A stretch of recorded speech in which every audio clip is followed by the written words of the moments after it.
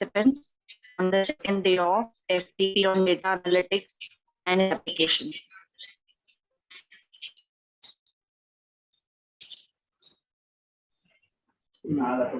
Hello. Yes, hello, ma'am. Yes, Sandhya, ma'am, over to you. Sandhya, ma'am. Thank you, ma'am. Thank you so much. Hello, welcome everyone to this 5-day FDP's second day session 1. Today, we are going to have 2 sessions. Here I am for introduction to the session 1 speaker. Today we do have with us CMA Dr. Kinnari Thakkar, who is a professor and head of Department of Commerce from University of Mumbai, Kalina, Santa Cruz. She has teaching experience over 23 years with the area of specialization, finance and accountancy. She was a former principal of SIES College of Commerce and Economics, Mumbai. Being a recipient of eminent academic awards and teaching awards, she also has got 2 patents granted and 4 patents published in her name. She has co-authored 6 books and she has conducted multiple number of webinars, seminars, and faculty development programs and conferences.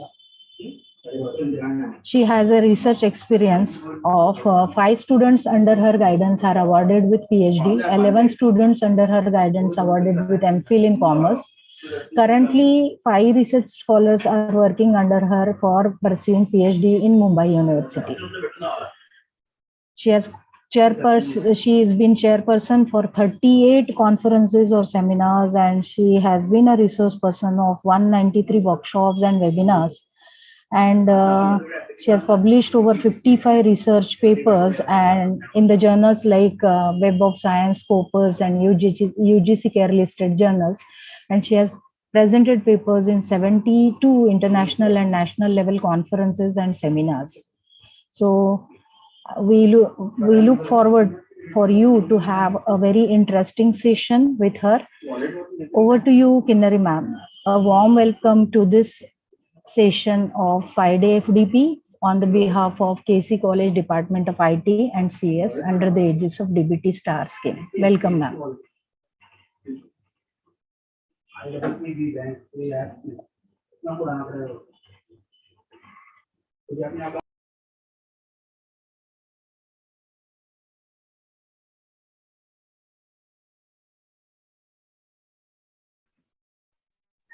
Karim, are you there? Kinnari ma'am.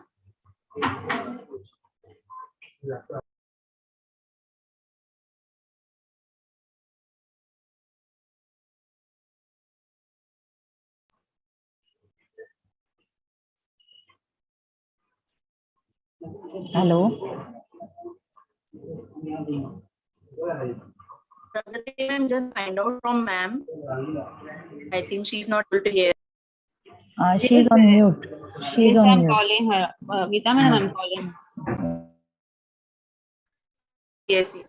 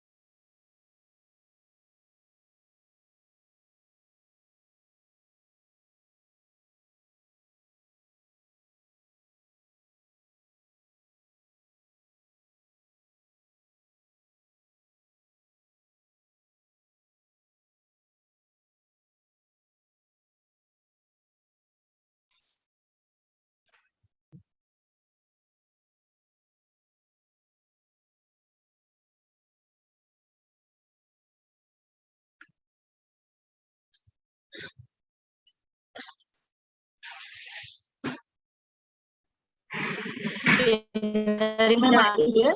Ma'am? Yes, Yes, go yes, ahead. ma'am. Yes. We'll start. Yeah. We just got one meeting which got over in 2 minutes back. Yeah. Okay, okay, ma'am.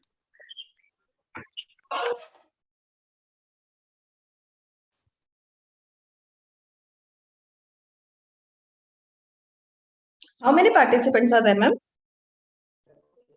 Ma'am, around now, so at present 63 are there. People are joining. They are putting messages in the group. Okay. So let them join. No problem.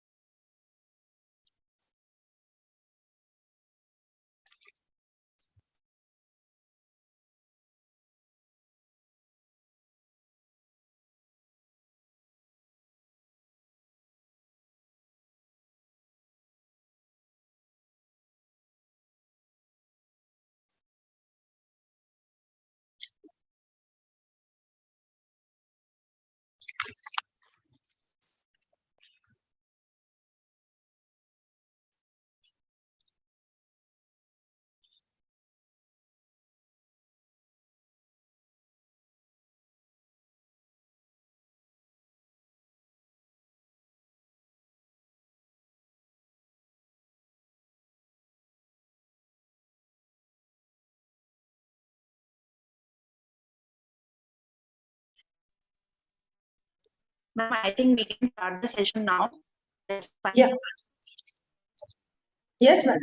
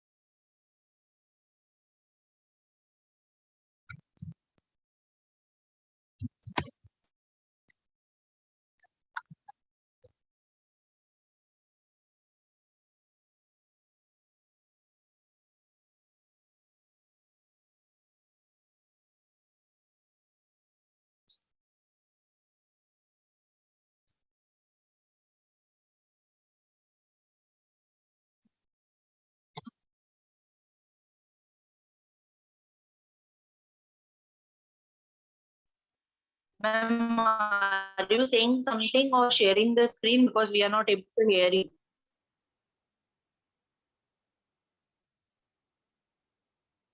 Yes, Kinnari ma'am. 1 minute. I'm trying to share the screen. Yes, yes. Screen. 1 minute. I'm trying to share the screen. I'll take some time. I think this. Yes, yes. Okay, ma'am. Okay. I don't know. It's not moving.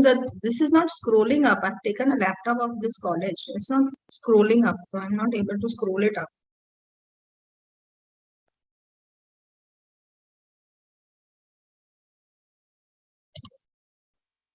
Ma'am, do Okay, you got it. have Got any it. presentation which you want to share? No, I got it. Okay, ma'am.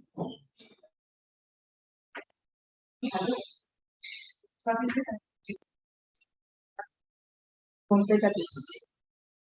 एक घंटा मुझे लगेगा। Ma'am अभी मैं नहीं कर पाऊंगी। अभी मेरे को यही करना पड़ेगा। उसको भेज दो ना मैम। उसको भेज दो। अंदर भेजो। अंदर नहीं मैम। भेजो उसको भेज ही दो करते।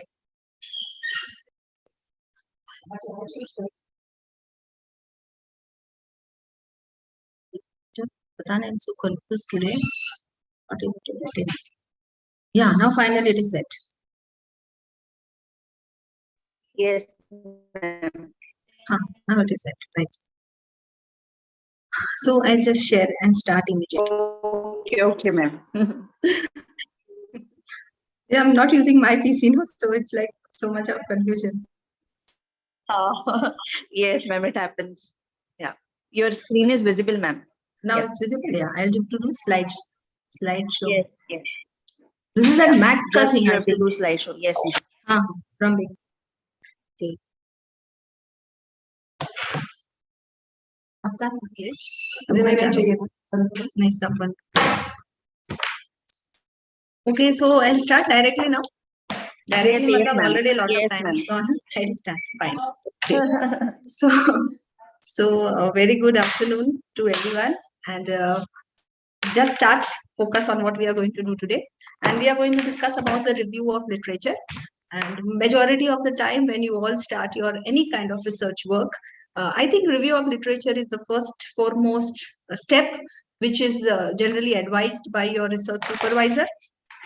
And there are different means in which you have to do review of literature, but let's discuss about one of the most systematic way to a review of literature. Any review of literature has to be done so that you can come out with some conclusion, some outcome which you actually desire to achieve when you start your research work. So a systematically done ROL will enable you to identify the research gap. Any research work you undertake, the first question which arises in the mind of the reader, in the minds of the person who is a referee or who has come to analyze your research work, is what was the research gap and what made you take this topic. So when research gap you want to justify, you need to show what kind of reading you have done, without which you cannot identify the research gap. So how the systematic reading has to be done, how you have to note down what all work you have done is recorded in such a way that at a glance you will be able to understand that this is the work which is done by others. These are the techniques, methodology, methods which are done used by the others, and this is how my work is going to be different. And my analysis, strategy, style, and outcome is going to be different than what has been done in the past by other researchers. So basically, what you need to do is when you choose a topic, just in few seconds I'll tell you.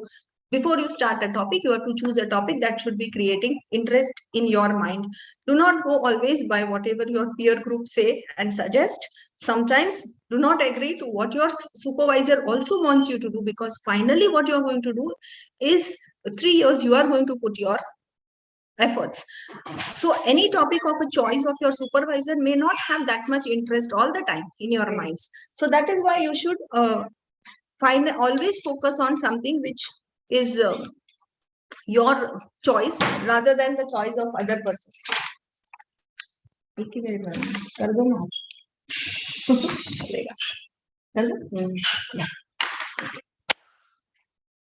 Okay, so let's start with the stages of research review of literature.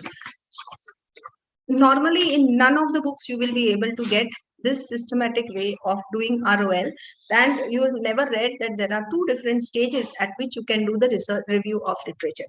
The first stage starts from when you prepare a research proposal. So while preparing a research proposal, there is altogether a different strategy which you have to adopt, and that strategy which you have to adopt is 70 to 80% similar to what you are going to do when you are writing your thesis, but it is more focused towards identifying the research gap. The research stage of ROL which you are going to adopt for deciding the title is more focused on finding out your research gap and not finding out what others have done and methodology which others have used. So there are two different points here which you have to note. You are not finding out what other methods have been used for the first time when you are doing the research. You are only trying to find out the research gap. So if you see here, the stage 1 focuses on preparation of research proposal. Stage 2, you are now writing chapter in the thesis. you have already done in the proposal, review of literature, and you have written. But that substantially differs from when you start writing your ROL, when in any thesis, major minor research project, or the work which the research work which you are planning to undertake. So this point of difference you should note. Now, what is the first stage? The first stage will enable you to identify the research gap. Only then your research title has value and importance. If you don't identify the gap, if you are doing something which is popularly, regularly, and it's a well-known, it's a known fact, then there is nothing new and nothing research about it. So even if the topic has been touched upon number of times, even if the topic is a popular topic, but if you give a different dimension to it, then that is your research gap. So you are interested, you are willing to give a new, altogether different dimension to your topic. That is called as a identification of research gap. So most of the time when the students come and ask that, oh, this is a topic which I'm proposing to do for my research work. Will this topic have any value, or will this topic have any shelf life? Purely depends on your innovative idea. But normally advisable is, do not take a topic which is a very common topic which is generally chosen by others. For example, nowadays I will try to discuss more on topics related to commerce and management as well. Okay, commerce and management, or IT. So many topics are done in IT also now. Technology enabled systems. So almost every research center, if you see, they are focusing on a topic like this technology enabled system in banking, in insurance, in education, etc. So these are some topics which may not have that much of value because n number of topics has been done. Even COVID related issues, if you see past 2 years, so many research papers have been published wherein COVID related issues are covered. So do not try to indulge into trying to do these topics which are very popular, common, and which may not have that much of utility purpose, maybe 2 years down the line, or which may not have shelf life, which has value addition in your work. So when you are doing a first ROL in the first stage, the main purpose is to get a comprehensive background of the research topic. You are just doing everything, reading everything to get the background. But when you come to stage 2, you are not doing the background. You already know what is the background. Now what you are doing is detailed analytical study, which you are trying to do of the same topic or the same book which you have already read earlier.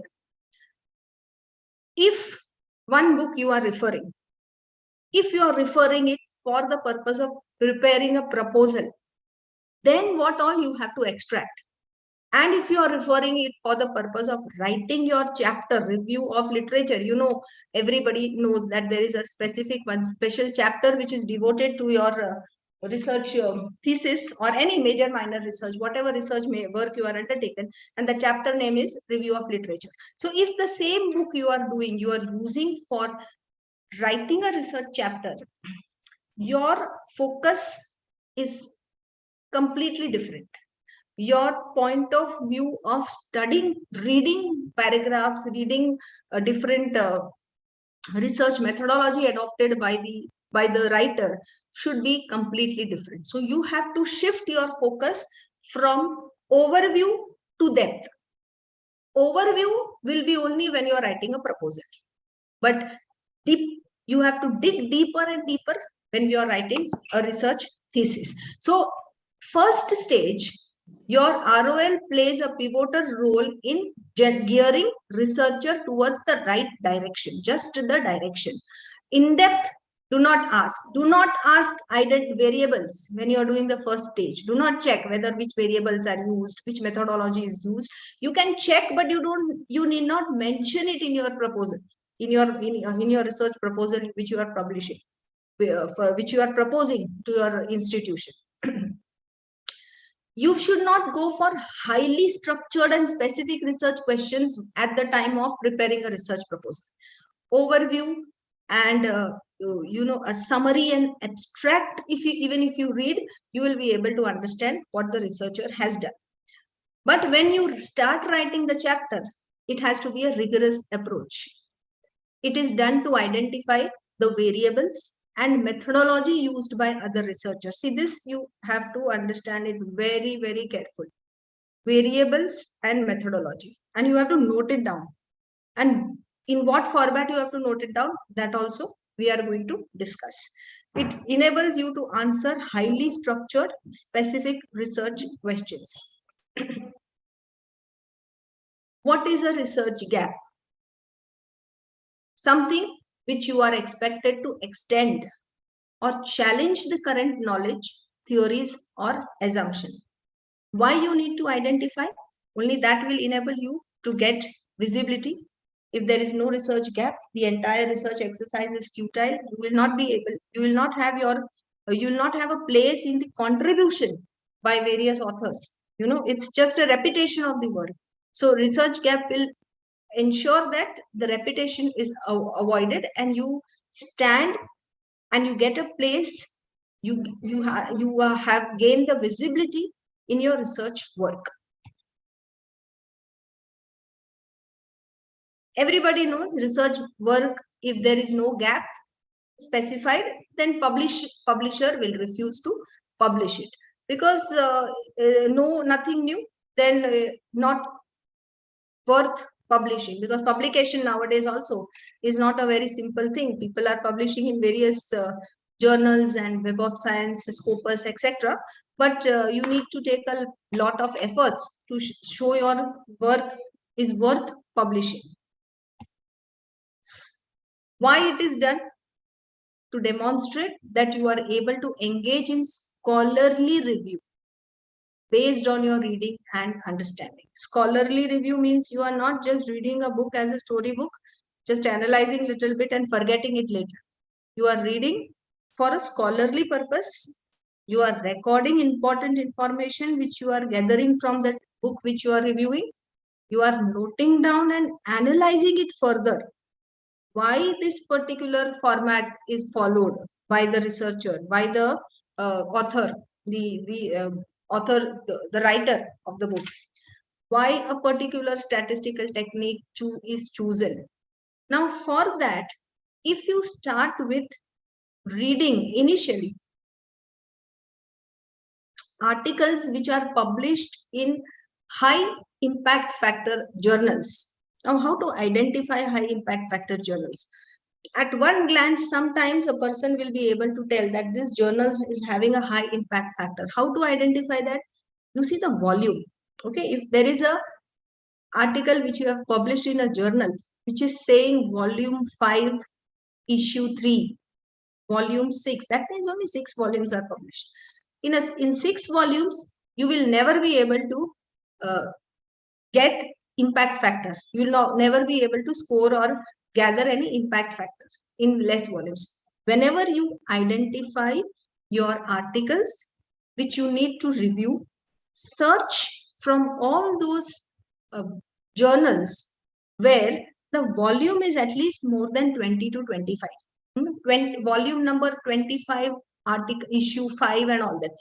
That means till the time 25 volumes and different issues are published, the journal is capable enough to gain more visibility. And that is how an impact factor is calculated. So impact factor calculation depends upon how many issues have been published, and from all these issues, how many times people have referred. And when you choose this kind of book for your review of literature, then you will be able to give more value to your contribution towards ROL also.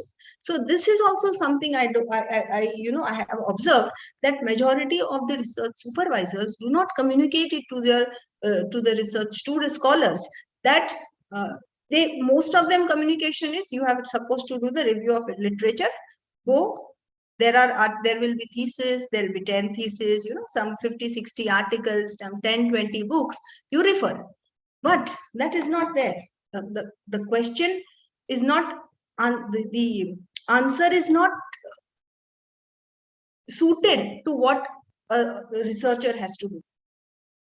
The supervisor should guide and say that try to identify the books, the volumes which are by reputed publisher and which have number of volumes which they have published and the number of issues which are actually referred popularly across the world, across the globe, not only in India. Journals having volumes, good number of volumes, and very popular and well read across the globe. Those kind of review of literature, if you choose, then your justification of the work done gets more weightage. In commerce and management, in accountancy, finance, so many topics I have observed where we go for giving guidance for advisory committee, research committee, etc. Students select topics like mutual funds, cooperative banks performance, commercial banks performance. These are the topics which are redundant now. These topics do not serve any purpose. It will not have any value addition. So avoid topics which are not having that much of maybe future, at least 2 or 3 years down the line. Those topics may not stand, that may not, if you go for a higher positions and higher post, your research work should have significant value. So identify those topics. Yes, now if you see, you can identify, first you identify the thrust areas while selecting a topic, that these are the thrust areas from where I like to select a topic. Now again, coming to from where do I get the thrust areas? So one source of popular source from where you can get thrust areas is search for different conferences, themes which are organized by extremely reputed and rated institutions. Not in India, again, I'm telling about across the world. If you have seen any brochure or any information which is given by Harvard University in commerce, management, accountancy, if they come out with any kind of conferences, any major good universities conferences pamphlets, if you see, that also will give you an idea of thrust areas. Majority of the time, the thrust areas which are incorporated in their upcoming programs, that actually has more sustainable life compared to the topics which comes in your mind out of your liking or choice. So you have to broaden your horizon. You have to think first the thrust area, the acceptability of your topic, the shelf life of your topic, and then you have to decide various sources from which you are going to review. How various sources? Again, there are so many remote access libraries now which has come up.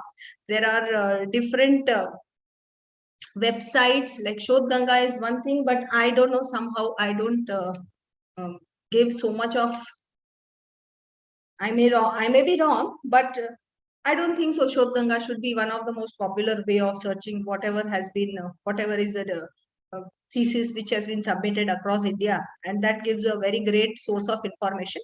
I'm not much into that. I feel that you should go for more of highly reputed impact factor journals for getting good review of literature. Newspapers will be just a source of information. Newspapers will not give you a detailed, clear picture of what is happening. And at times, newspapers are based on biased. The opinion of the newspapers may not always be unbiased and acceptable. But journals should be the official, authentic, and more in-depth information is contained in that source of review of literature will be one of the most authentic way of extracting information related to your topic. Why review of literature is done? Because it will allow you to bridge the research gap, and you should not reinvent the wheel, and therefore avoiding reinventing the wheel, you should try to go for review of literature.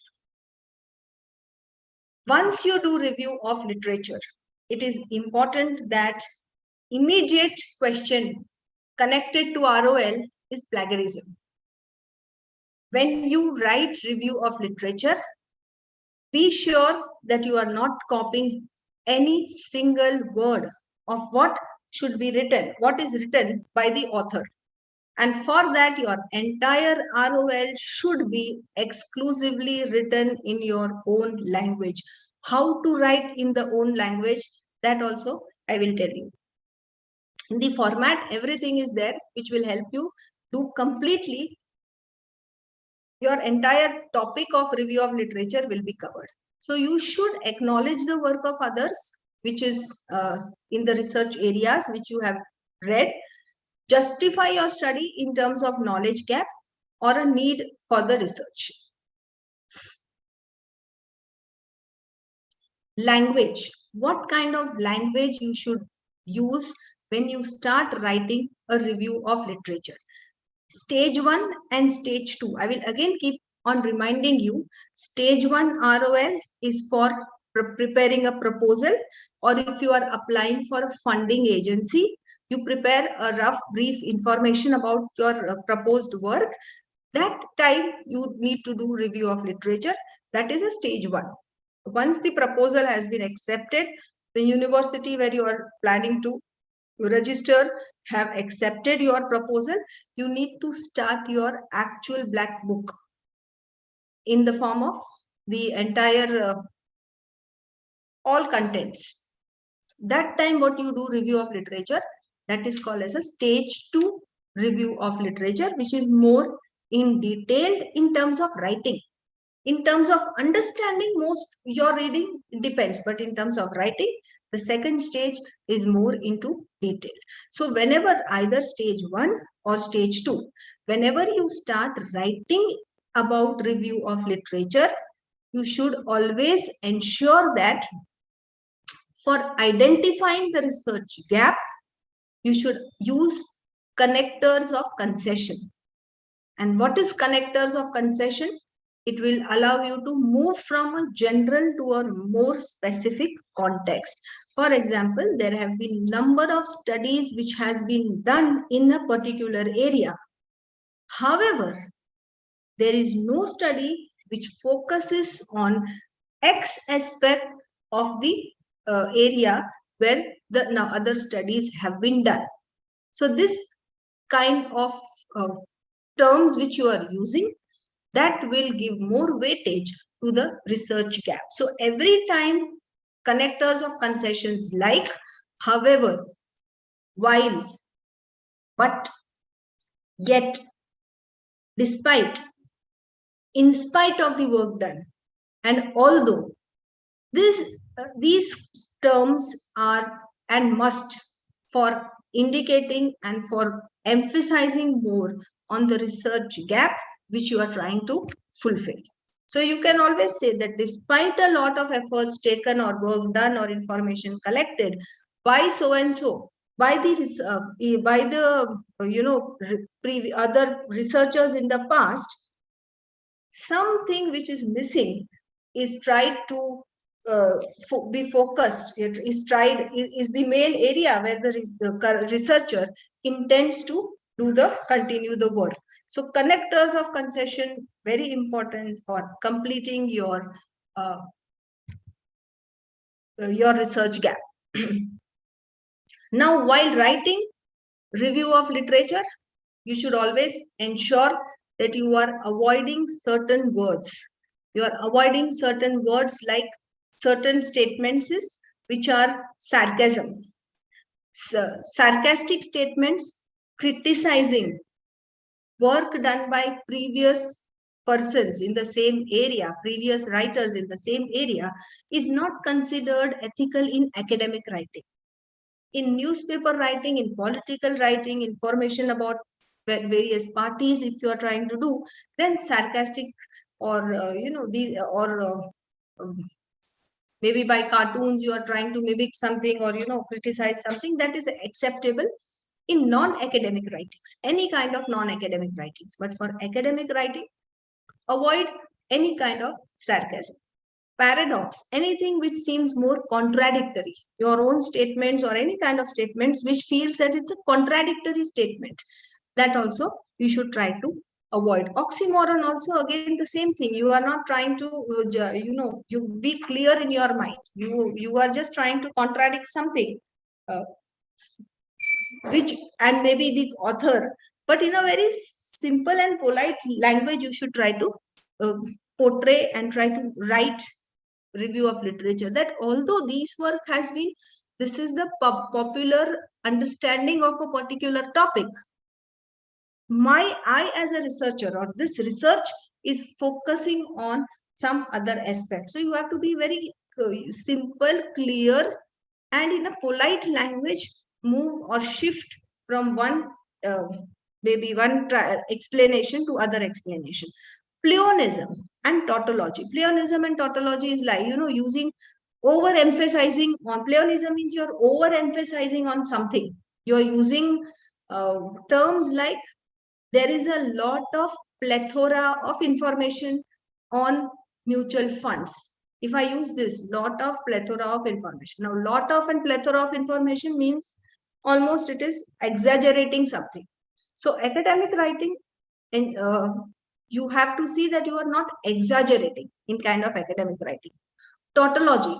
Tautology means you're repeating the same thing by using different words. For example, sharp 3:30 p.m. in the afternoon, I will, ask you question and answers based on this session. If I say sharp 3:30 p.m. in the afternoon, 3:30 p.m. itself is the afternoon. There's no need to specify. So why these small things I'm telling you is important is, in majority of the important papers, journals and papers where your papers are published, these words also are sent. If you write such statements, your paper is sent back and then you are asked to modify it. So while writing, if you are knowing that exaggerating, duplicating, replicating, criticizing, sarcastically writing something will not be allowed in or will not be accepted at the time of publication, then you will automatically not think in that direction, and you will start to write in a more academic academic behavior, rather than writing it like a newspaper or a breaking news or a sensation, rather than writing that. So these points you should always keep in mind, that avoid any kind of exaggeration and all these tautology, pleonasm, oxymoron, paradox, or sarcasm. And what is the importance of review of literature?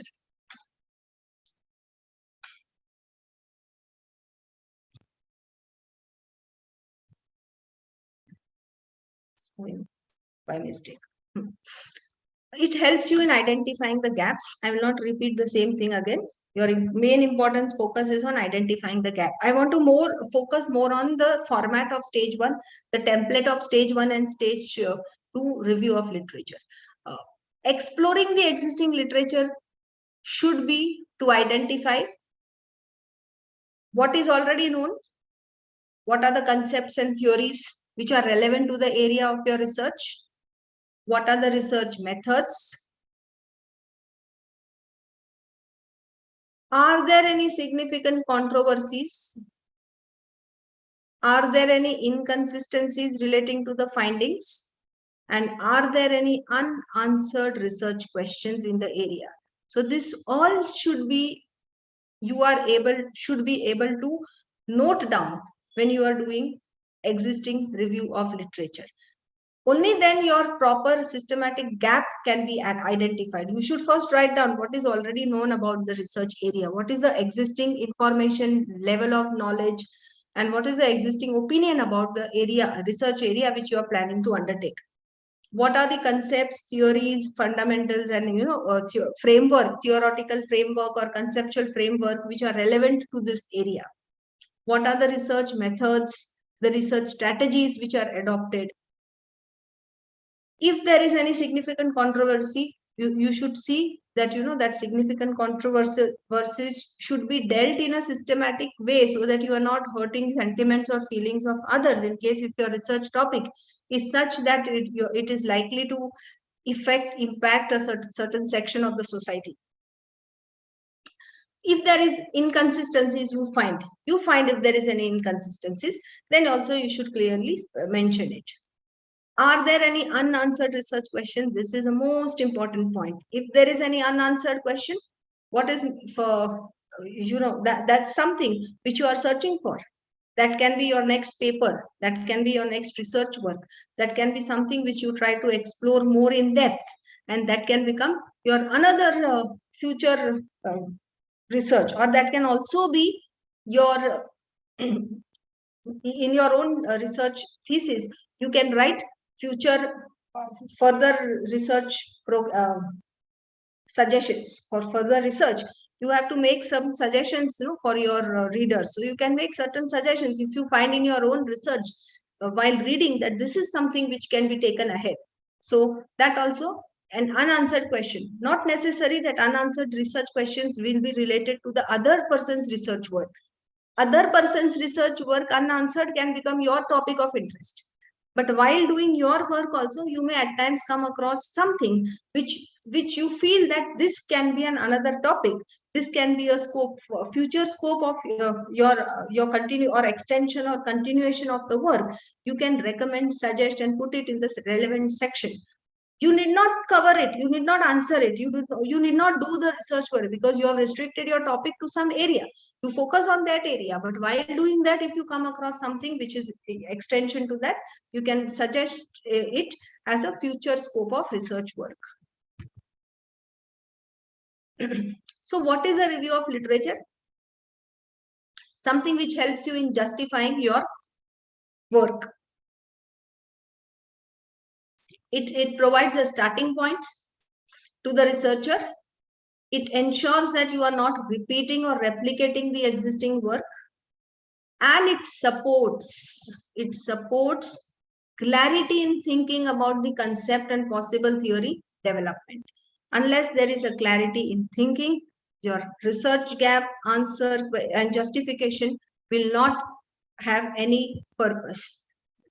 Now, this is something which I really want all of you to focus on. That is the template. When I say that you have to gather information, you have to read book, and you have to first find out the research gap for finalizing the title of the topic which you are trying to undertake. So while doing so, what all steps, procedures should be followed, that we have to note it down in the form of template. Either you can write it horizontally like in columns, or you can write it in the form of paragraph.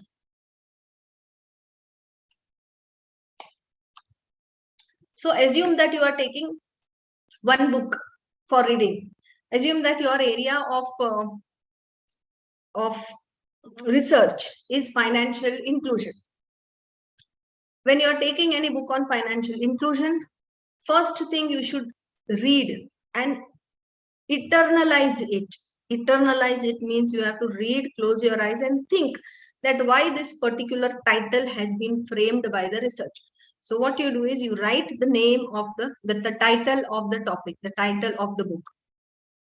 You write the author and publication of the book, which year it is published, who are the authors.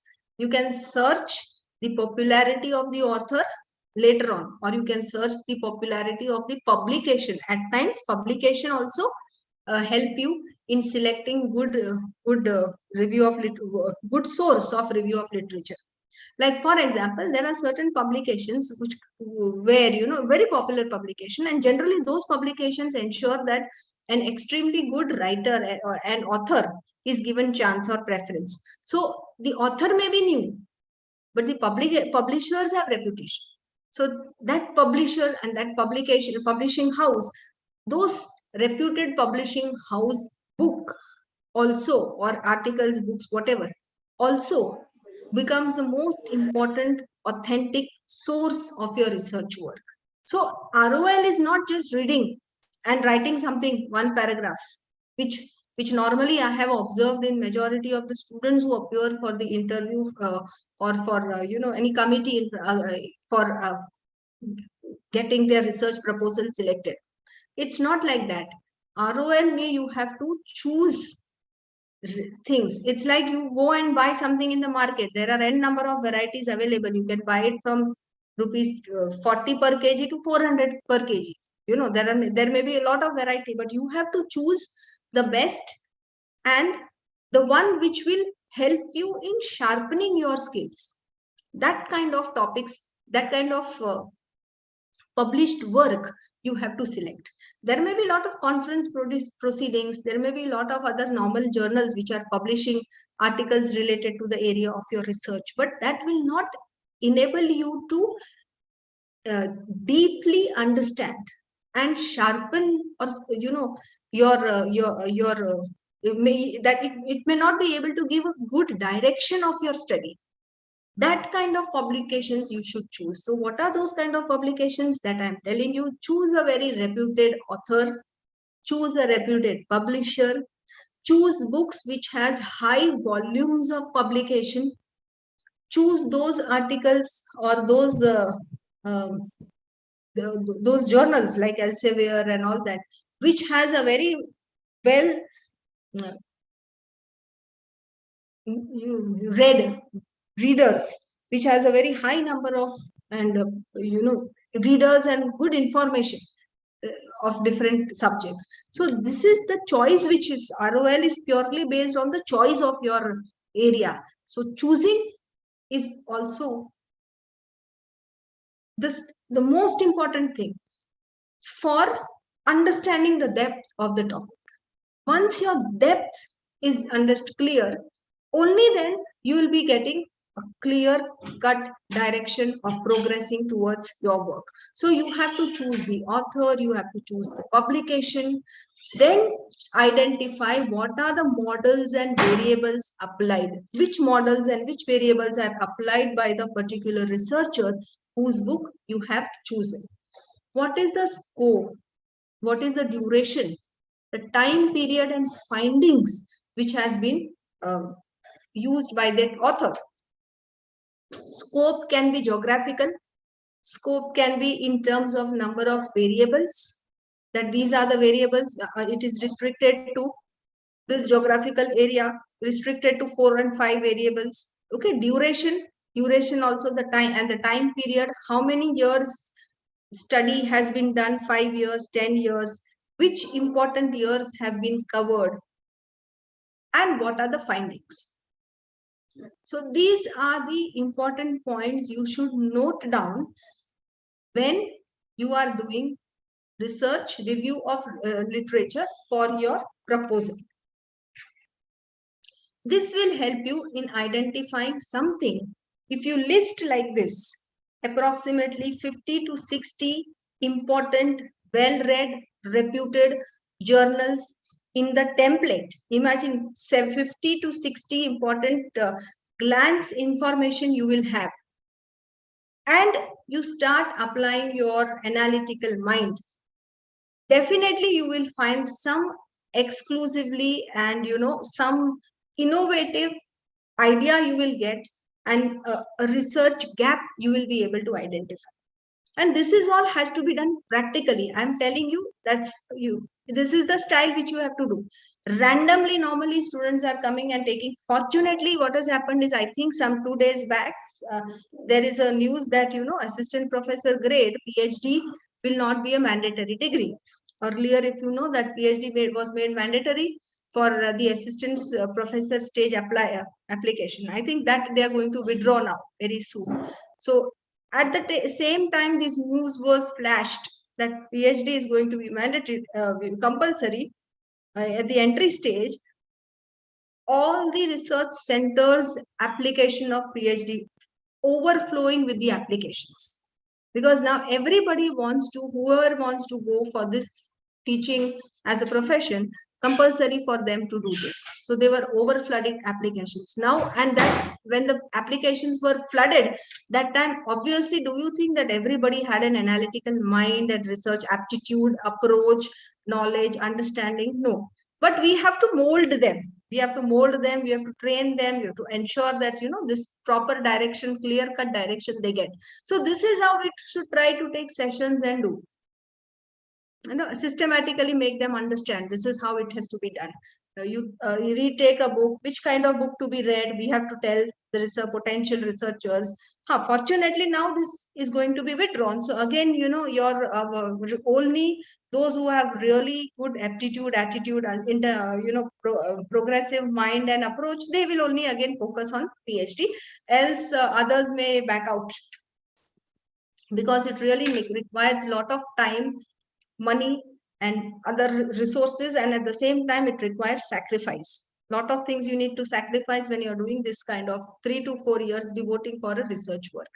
So that's what I was telling, that now when you are identifying a research gap, your research gap at a glance, 60 books information, if you are writing in your PC, definitely you will be able to find one research gap which is not been done by others and which you will try to fulfill. We try to fill that gap. This is how your first stage ROL will be completed. Whenever you are writing direct statements from review of literature for the ROL purpose, you should use superscript, mention it in your references. From the above table, researcher can identify the research gaps. In terms of what research gaps can be identified? Research gaps can be identified in terms of scope of the study.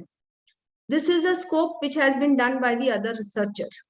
The scope can be extended further or beyond this particular work which has been done, and that is one new aspect, one new component, one new element which you can try to focus on. Or this is one new direction which you are getting. So writing everything, noting down everything will enable you, help you in getting the scope. So your research gap can be that also, that this was the scope which has been done earlier. Now I am trying to focus more on this part. Variables used in the study.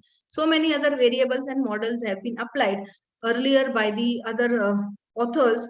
Now this is a new variable, like for example, earlier our education was only offline. There was no concepts of online teaching for all institutions. There were some highly reputed institutions which had these kind of facilities of online teaching learning platforms, but not all the institutions were even taking any interest.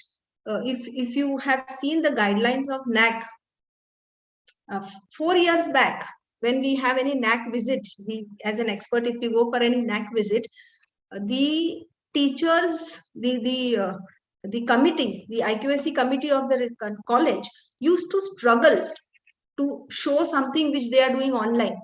You know, these are the online things we have started, and these are the online teaching platforms and everything which we are using. The entire story has completely changed now.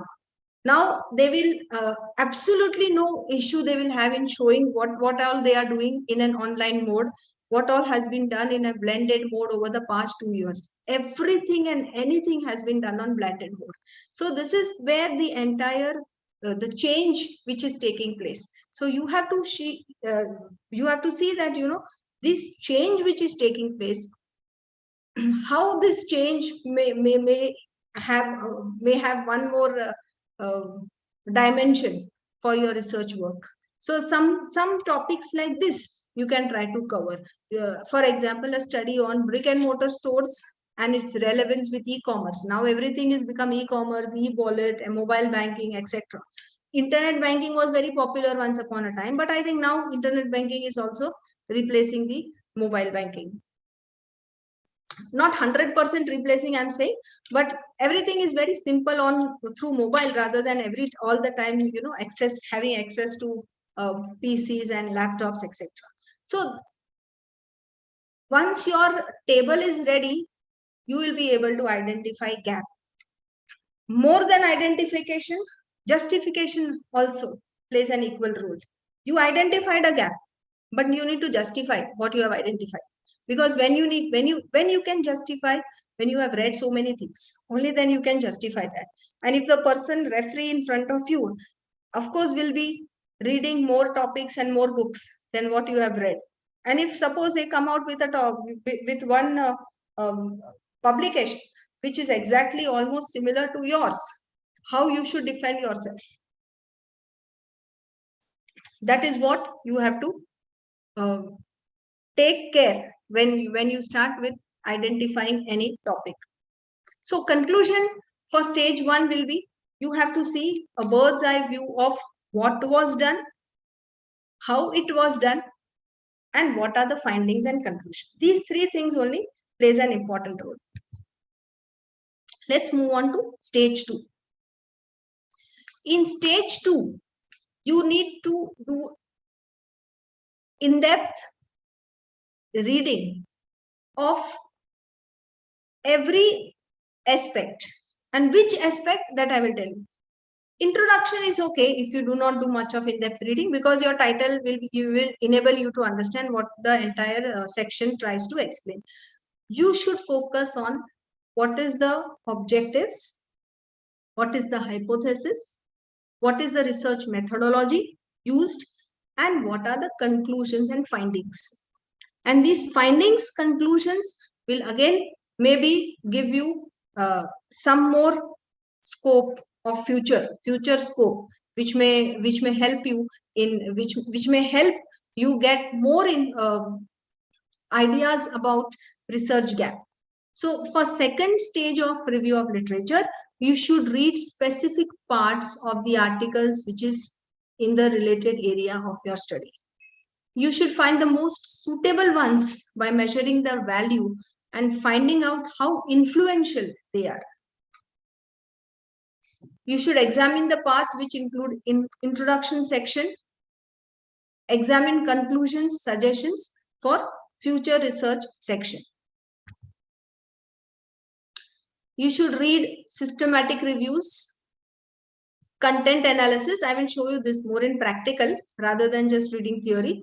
And you should identify key concepts and keywords.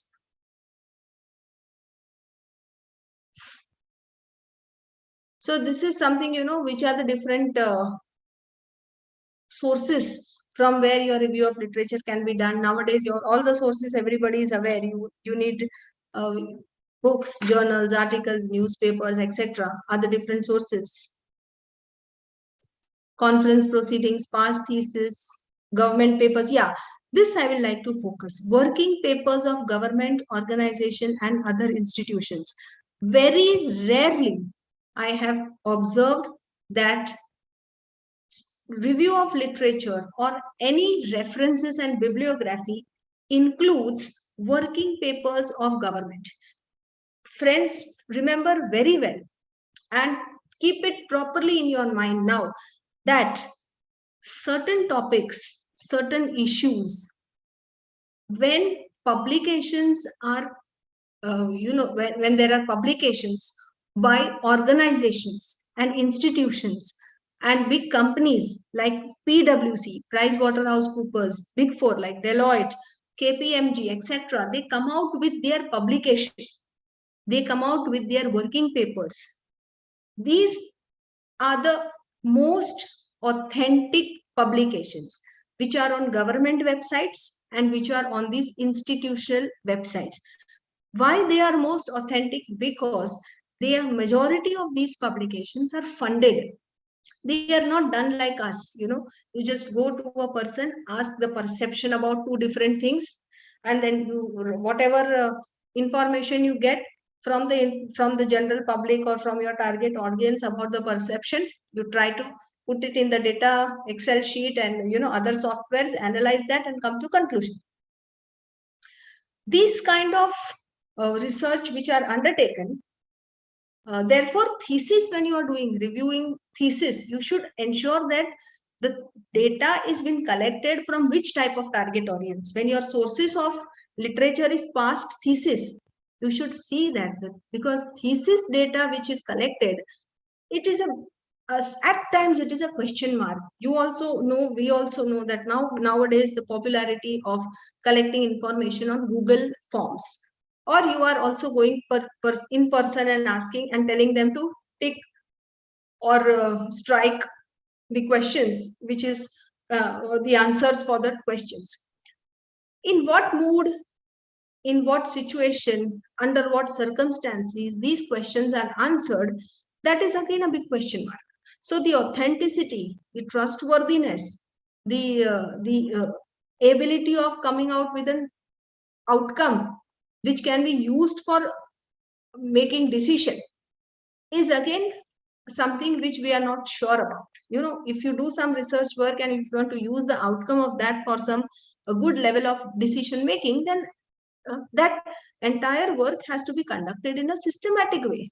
And normally, which organizations try to cover that in a systematic way? The one which is which are doing any kind of collecting or gathering on all the kind of information from a very authentic target audience, trained target audience. So these organizations where working papers are published, they are never published in the forms in the journals, magazines, newspapers, etc. Newspaper, they may just have 4 or 5 in brief, some abstract kind of information, in brief some information, but not in detail.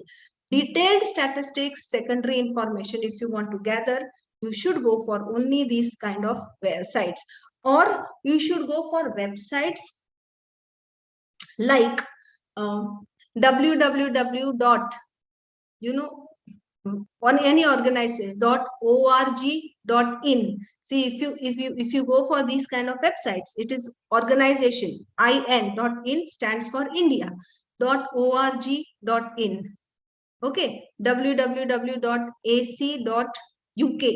So it is an academic site. AC generally stands for the academic sites of UK. UK stands for UK.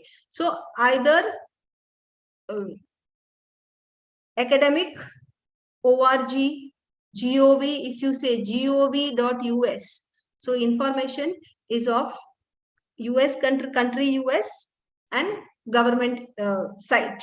So whenever you are taking information for review of literatures, specifically statistics which you are taking in the form of secondary data for making any kind of any paragraph of the review of the literature which you have reviewed, these sites which I am telling you, those sites you should always consult or visit. Then you will be able to get the crux of your and the original source from where your information is gathered. So I was telling you about, in between I shifted to that UK and all. I was telling you about the working papers. So all these organizations, big 4 companies, they have their own research center. They have their own research, separate cell. They are funded, and information is gathered for sometimes for their own companies, but they share certain information on their websites. So these informations which are shared on their websites forms a very important source of your review of literature. Peer-reviewed journals, I told you. Internet, very common source.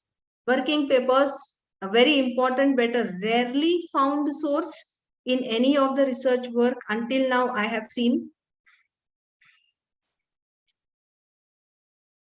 So how do you know that your review of literature work has been done? Assessing the literature.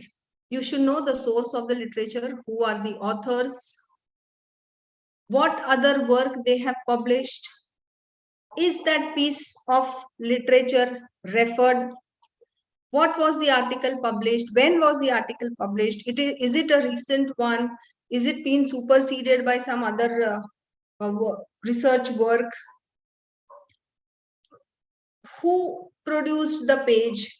This is what I was telling. If it is an academic institution, official company, a personal web page, which is more authentic, you ask your question to yourself. What is the purpose of producing the page? Generally, personal websites, and during election times, you must have seen people coming out with their own information and partial knowledge. On the basis of partial knowledge, they come out with their own statements and own opinions.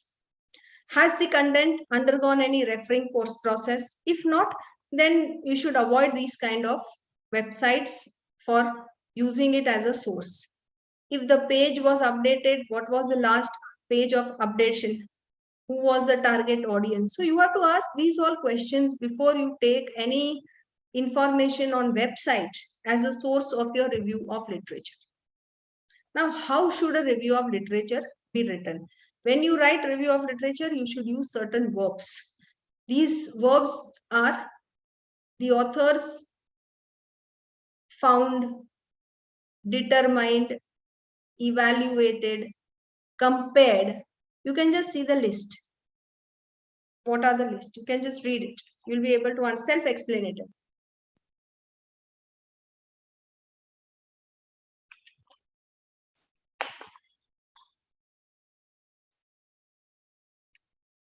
Battery is running low.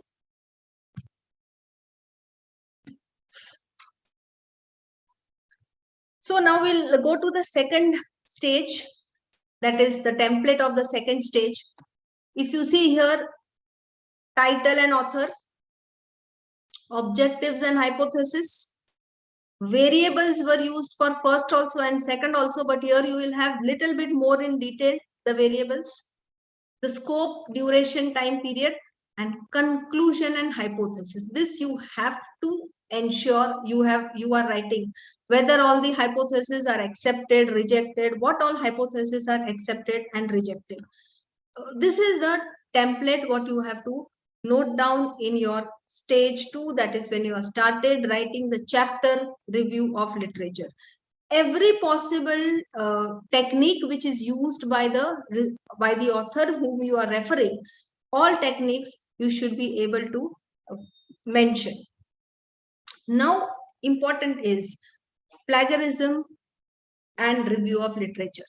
Majority of them say that when we write review of literature, we are obviously writing everything what is done by the other author, and therefore it is bound to come in plagiarism, and therefore how to avoid that and write in such a way that it does not come into your report of plagiarism. So now I will tell you what you have to write, and this is a paragraph which incorporates every possible information which you need to mention when you are writing something like review of literature.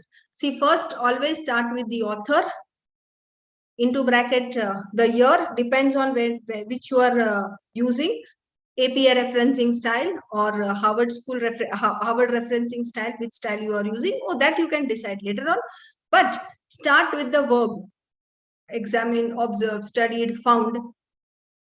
Now you can just read further. What I'm saying here, Mehra and Sinha found that e-payment system in India has drastically grown in the recent years, but still a lot is to be done to increase its usage. This is none of the statements directly taken. It is your own language and statement which you are using, which will never ever be included in that plagiarism. We have to write, everything is in a different color, so I'm focusing on what all is important. See, we have to write the study was conducted in which region. Okay, so we have to write the study of this was conducted in this region. How many sample was so and so respondents. What was found by the authors? It was found that approximately 90% transactions are cash based. Which model was used by the author? Technology acceptance model was used. What were the other factors instrumental for this? Factors like innovation, incentive, customer convenience, and legal framework are the 4 major factors that contribute to the e-payment system in India. Now, when you read this paragraph, do you think, ask your own self only, do you think that even one word in this entire statements in 90%, 1050, that will not be taken by the plagiarism website, plagiarism software. But any statement you find which is directly taken from the book of Mehra and Sinha, any statement which is directly taken, but you are able to convey what has been done. Okay, they did this model, etc. You are able to convey. So this is how a review of literature has to be written. See, next I can just show you again. Examine. Start with the work. What problems faced by developing countries in adoption of e-banking system? The reason, studied which problems they identified, which are the problems. So the examination was of problems. So you should connect that. Then what were the problems? The problems were so and so. Then major problems are security, privacy, etc. Then whatever the research felt, if any model is used, then model you have to explain. If any sample target audience is sample size, you have to explain. And finally, you can give one-line conclusion that this is what it is.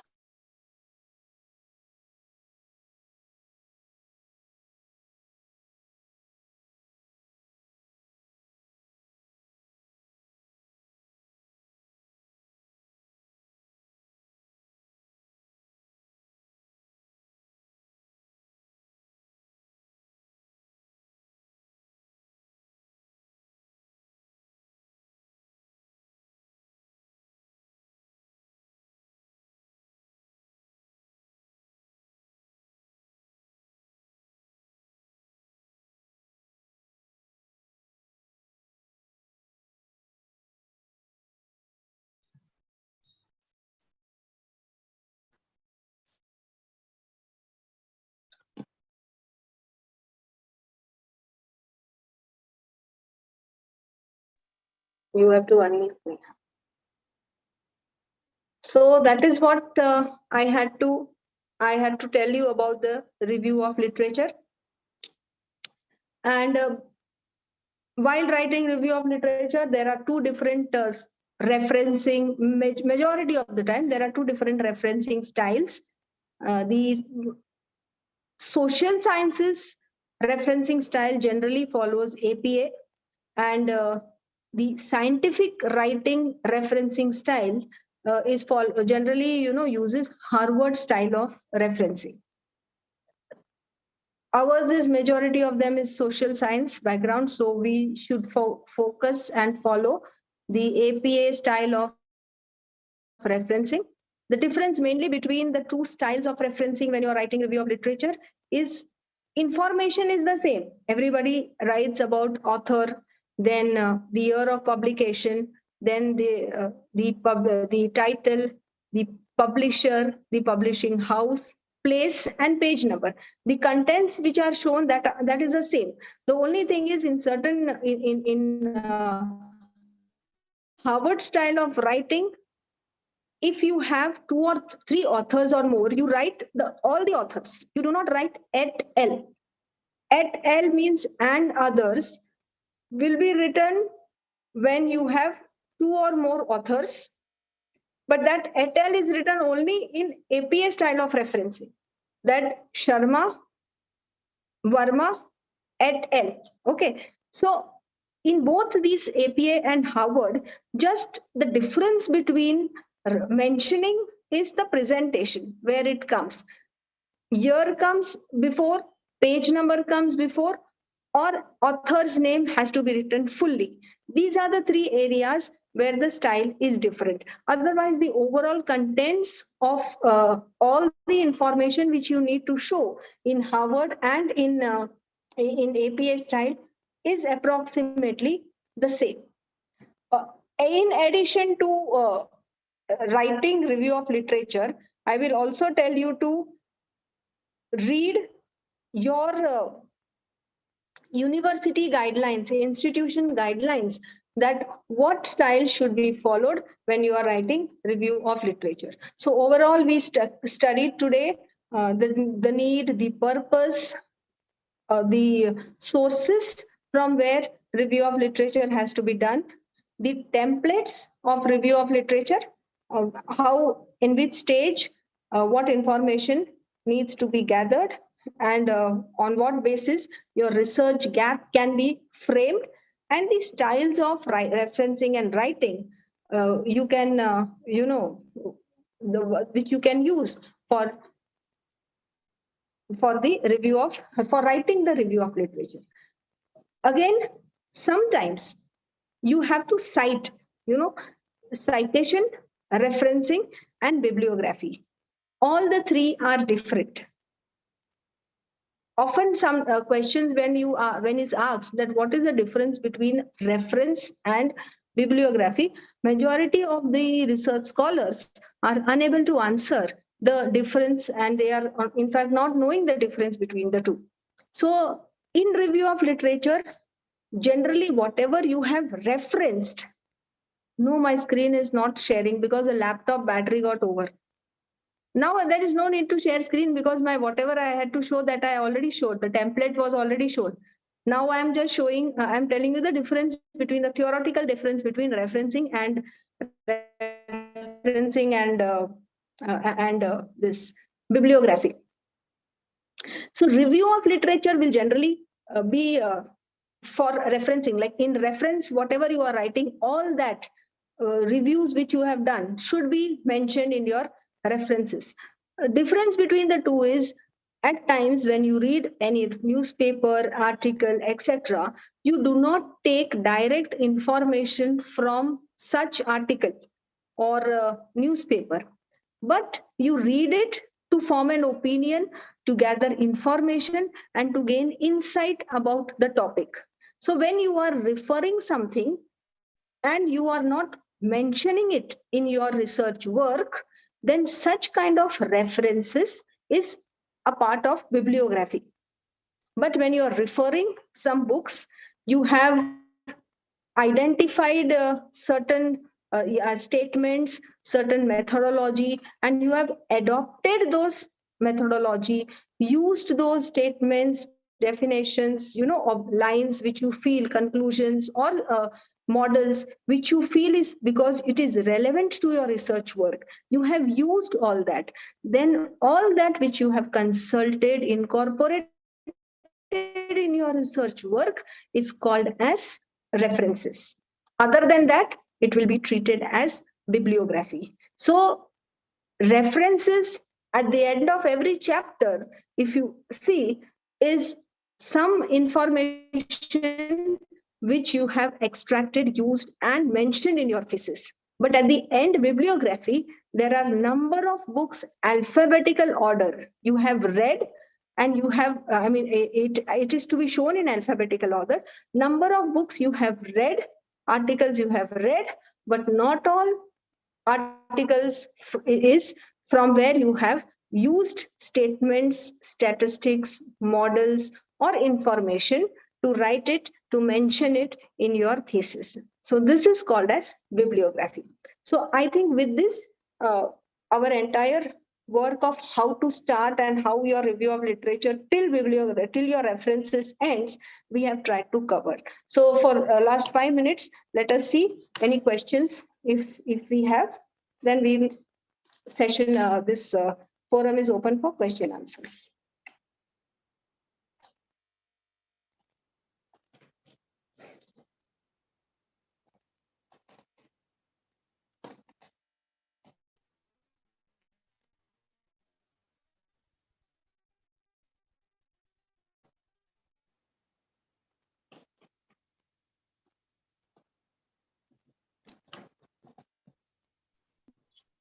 Participants, please, any question?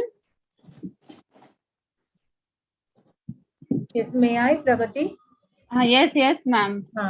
Madam, Yes. you said that there are certain government sites or those things where we can get the authenticated data. Yes. So can you suggest those sites, the names of sites or something like that, so that we can refer those sites? Like what kind of sites you can say they are the government sites like that? Reserve Bank of India, all the banks which, public sector banks which you have, all these are the sites from where you get authentic sources. You have other, what you call as United Nations sites, not Indian government. I'm talking about general United Nations websites. You have UNDP, World Bank, Economic Survey, Maharashtra Can State who be the example of the same? Survey, all states survey. Sorry. WHO site, can it be the example for the same? Yes, all. Yeah, WHO. okay. So that means I understood it correctly. Yes, Yeah, WHO. Thank you, madam. Yeah. Ma'am, can I? Yes, ma'am, please ask. Yes, ma'am. Yes, ma'am. Ma'am, like we read so many research paper, and then how to maintain citation for that? Is there any software available? Like we have research papers downloaded on PC, and we can maintain citation for that? Because I came to Zotero is an open source software. You have to, but Zotero. Okay, 1 second. Yeah, you can, but you will have to learn that, ma'am. You will not be able to do it on their own. You will have to see a lot of videos, and maybe you can download the software and you have to practice it first. Okay. Yeah, that's a software which is used for referencing and citation. Okay, thank you, ma'am. There are so many others, ma'am, but these are all paid ones. So you go for free ones for practicing, and free open source is a Zotero. Okay, thank you so much, ma'am.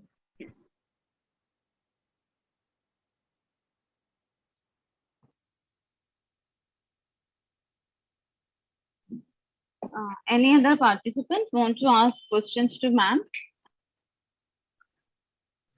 And ma'am, like from where we can get authentic research papers, like we refer Google Scholar and all that. Any other website can you suggest where we can get papers? Because there are many available, but they are paid one. So yeah, but authentic, if you say that Elsevier and all that, these are all paid ones, ma'am. Or else, you should connect to a library which is accessing you remote access, or which is allowing you to access these papers. You will have to go to a library who is buying all this, because what the ABDC journals and all that, what they are publishing is all paid ones. Okay. You have to extract. That's what I'm telling you. Good research, where funding is done, and they have publications in their websites. That is the most authentic sources: working papers, information, secondary data information. If you want to get secondary data about, for financial or socio-economy related aspects. Okay, ma'am. Thank you, ma'am.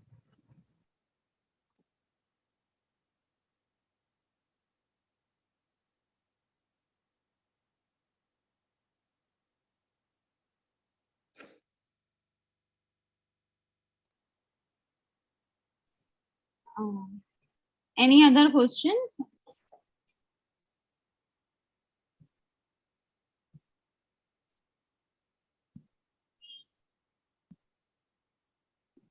Ma'am, may I? Yes, please. Hello. Yeah. Am Yeah, I audible? Yes, madam. Lena ma'am, we are just winding up the first session. Okay. 5 minutes more only. Yeah, no issues. Any participants? Any more questions?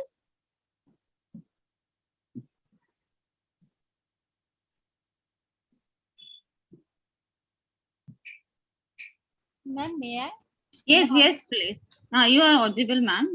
Please As continue. far as research journal are concerned, that API style I understood, and I'm doing that also. But as far as if I'm getting the data from newspapers, right, or magazine, so over there also we have to apply like the API style, or in what way we can interpret it? API style is there, no ma'am. API style is given in any search engine. If you see, API style is for single authored book, dual authored book, more than 3 authors, more than 5 authors, for working papers, for information which is given by anonymous person, for information which is on website, for information where date is not mentioned. All these different types API style can be used. So if you do a detail, there will be a detailed session only on API, because it's so in depth. and it covers variety of sources, how it has to be cited from variety of sources. Thank you, ma'am. Yeah.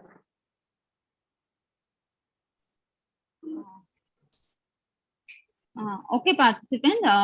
Now I will give a formal vote of thanks to ma'am. Good afternoon, everyone. It's my proud privilege to express a vote of thanks on day 2 of an FDP on session 1 to Dr. Kinnari Thakkar, ma'am. Thank you so much, ma'am. On behalf of ITCS department under the DPD Star scheme, ASIS, I would like to thank you, ma'am, for full of knowledge and the interactive session totally on a review of an literature. We understood a lot of the things, the basic things, the literature survey, how to do the review, citation, the basic terms you beautifully explained, ma'am. And as a participant, we also understood too much from as an session. I'm pretty sure with this precious knowledge, the ma'am gave us will definitely help us to write our research papers.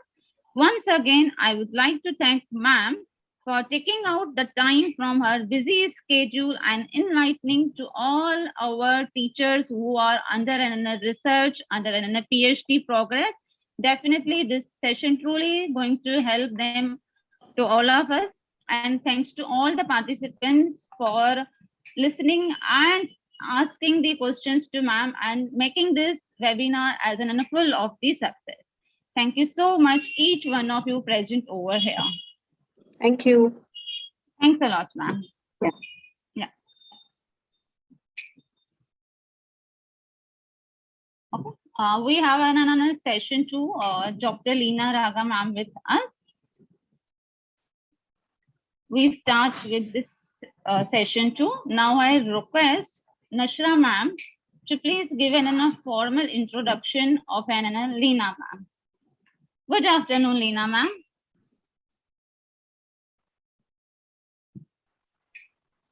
Good afternoon, Dr. Leena ma'am. Good afternoon, ma'am. Now I request Nashra, please Yes, give ma'am. Formal introduction of ma'am. Yes, ma'am, sure. Good afternoon, everyone. Myself, Nashra Gavalkar. I will be introducing our next speaker to the next informative session, which is on insights into data analytics, would be taken over by Dr. Leena Raga. Dr. Leena Raga completed her BE in Computer Science and Engineering from Karnataka University, post-graduation in Computer Science and Engineering from BITS Pilani, PhD in Engineering and Technology from SNDT University. Currently, she is working with Ram Rao Adikt Institute of Technology and is heading the Department of Computer Engineering since 2012. She is also Dean of the Institute and holds the responsibility of academics and planning. She is a member for boards of studies in many well-known and prominent institutes. One of them is University of Mumbai. She worked as convener of Results Moderation Committee of UM for Computer Engineering and Information Technology Department. Now coming on to her research background, she has excelled in research domain too. Her research domain includes pattern recognition, natural language processing, data science, and information security. She has more than 80 research papers in international journals and conferences and 10 copyrights in her credit. She guided more than 25 PhD students and is guiding 7 PhD students. She has delivered expert sessions on pattern recognition, machine learning, and data science. She is a reviewer of research papers and chaired the sessions of many international conferences. So we're looking forward to this enlightening session on data analytics. Over to you, Leena ma'am. Thank you. Yeah, thank you. Thank you, Nashra ma'am. Yeah. Over to you, ma'am. Yeah. So I see that there are around 77 participants here. Yeah, so it's a very good number. And I think today is the second day of your session. Yes, ma'am. Okay. So accordingly, I think that the base is already put up for data analytics. Yes, ma'am. Okay. So let me start with the session. I'll share the screen.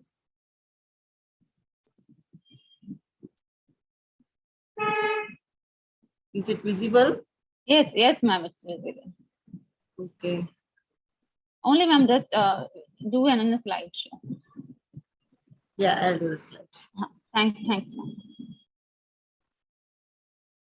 Is this visible as a slideshow?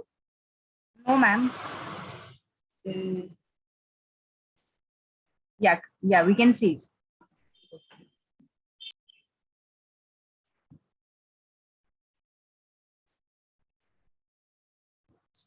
Okay.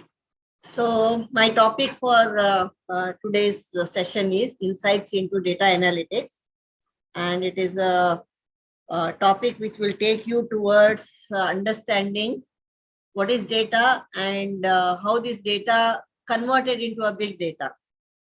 Then let us try to understand the opportunities that are coming with respect to this kind of a volume of data that we are generating, and how this volume of data is resulting into some kind of professional developments towards data scientists and data analytics. Okay, so let's see with respect to these two angles, how they are different and how these kind of opportunities are getting created for us. And with respect to these opportunities, the kind of problems that we face, and are there any solutions to address them? And if so, then what are those solutions? And what kind of steps we need to follow in solving these kind of problems? And let us look with respect to some applications and see how this big data analytics domain is having its promises with respect to different domains. Okay, so let us target some 1 or 2 domains and try to understand. So with this aim, I am starting, and let's start with the foundation. Let us try to understand how this data has evolved. So the evolution of data is not because of the data is automatically becoming bigger in volume. It is becoming bigger in volume due to many reasons. And the reason is listed here. So we have some of the technology developments happening, and these developments are within these 10 years of duration, not beyond that. Okay. So within these 10 years of our existence, last 10 years of our existence, we have found a huge change in the technology. We have moved around with respect to a lot many new ways of addressing our issues and solving our problems. And we are able to connect ourselves very well with respect to some of the technology, using some of the technologies. And maybe our way of living and our businesses, our things have been changed a lot. And all that is now leading towards generation of this data. So let's see that in short, so that we will get the glimpse of how data is getting generated. So if I say evolution of technology, the technology has evolved in almost every domain. So I cannot say it is only in computer domain or IT domain or in mechanical domain, something like that. No, every domain there is the evolution of technology. And one thing is very true, is that every technology is now becoming a smart technology. In the sense, there is something called as a your digital computing environment becoming part of almost every technology, so that you will have a smart solution helping there in giving a better solution. So for example, my telephone has been changed to mobile, and you know, mobile is becoming a very smart kind of a device in our hands and doing everything for us. Okay, so we have not even imagined this kind of a environment for ourselves 10 years back. Okay, so that time mobile was almost like just a calling kind of a machine. So with internet and with respect to the kind of applications that have been developed, and they are part of our mobile application, so we are now in a totally different kind of era. Similarly, the processing environments, if the computations are too heavy and if my requirements are high, I can get into cloud and work upon. So the cloud environment has been a very promising environment now, wherein almost everything that we do, every services that we take from our external environment are all through this cloud environment. And if I take some other example, then it is a car. So car has been now changed to a smart car. So almost every kind of a facility is coming up, and we know that there are cars now which are driven by nobody. In the sense, they are self-driven cars. So they can sense everything, they can take the decisions, and they can take you from one location to another location, predefined, and without any driver driving the car. So this is the level we have moved around. So technology change is too much, and in every domain, we have this kind of a change visible. Now, in all these cases, what I'm trying to tell you is that there is something called as digital computation part of it. Okay, digital computation is part of it. And that is having a huge influence on data generation. So this is one part of technology. Then we have another part of technology wherein we have a wireless sensor networks. We have these wireless sensor networks, and these sensor networks are some things which are able to help you connect with the different kind of objects in a different way. The connection is something where we call as it's all remotely connected, sensor based they are connected, and they are all networked in such a way that they give us the information, and they can communicate amongst themselves, and we can communicate with them. So this is the level where we have these IoTs coming in the picture. And these IoTs business is something like 4.62 billion of dollars in 2017. And if you see with respect to 2020, they say that this is all statistical data from the reliable sources, where they say that 50 billion of such IoT devices were in use by 2020. And now by 23, there is an expectation is that the market of IoT sensors is growing from 4.62 billion to 22.48 billion US dollars. So this is the level of development happening in this domain. So understand that everything is now getting connected with respect to these sensors, and we want things to be smart, and we want these things to smartly do their job and have their own existence and communicate the things automatically. And the communicated information can be processed automatically, and the decisions can be taken around them. So this is the level of things happening here in this domain. So if you take some examples, you might have already come across these kind of solutions wherein your buildings are becoming smarter, vehicles are becoming smarter, your signals are becoming smarter. Okay, you have smart meters which will help you to record your consumptions. Then parking meters are smart now. So you have your cameras which are smart cameras. Shopping carts, they can be made smart. So animals, you can even have the sensors associated with the animals for tracking them, for ensuring their health, and for monitoring their progress.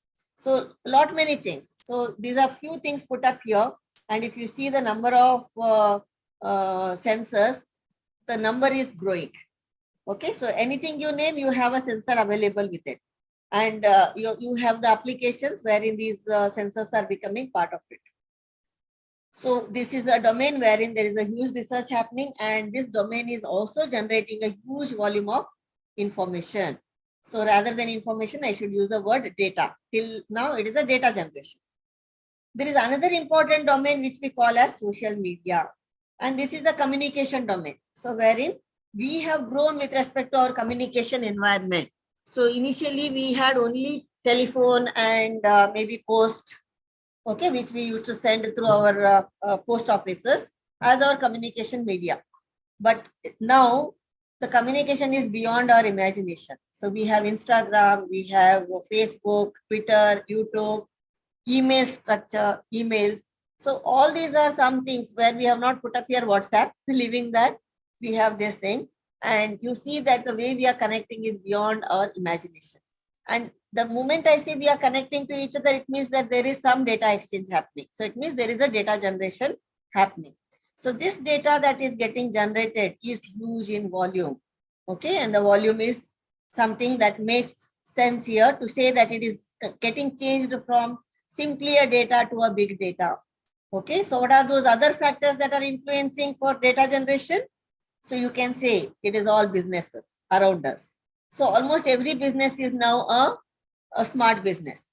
Okay, so they all want a smart business, and every business is now in the form of IT. Okay, you need not go to their organization physically, and remotely everything is possible, and everything is now available through your internet on your laptops or on your desktops, and even your mobile, and anything you want you can do that. Okay, including your payments, your billing, your banking, finance, retail, okay, your entertainment. Okay, so your healthcare is in your hands now with respect to your mobile, education, government, transportation, insurance. So almost these are few things that are listed here, but almost everything is now in the form of digital business. So what to say? Are these businesses are generating the data?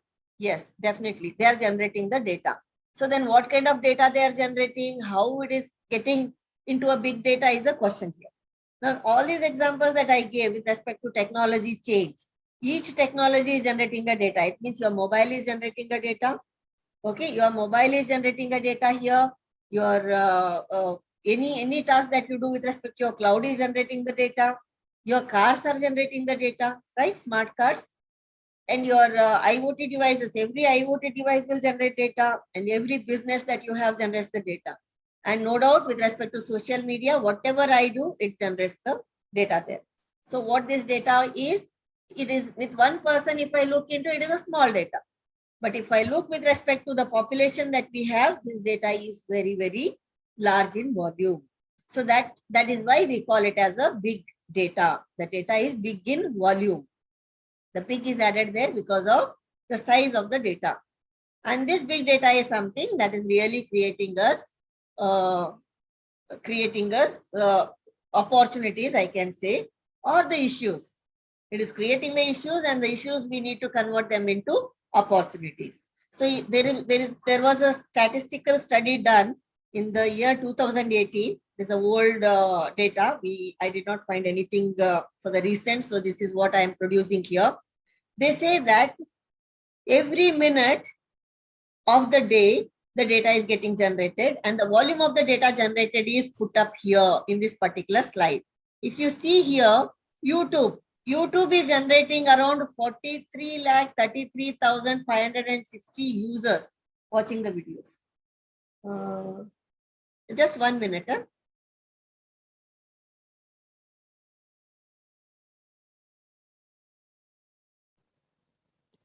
Yeah, come. Just 1 minute. I have to just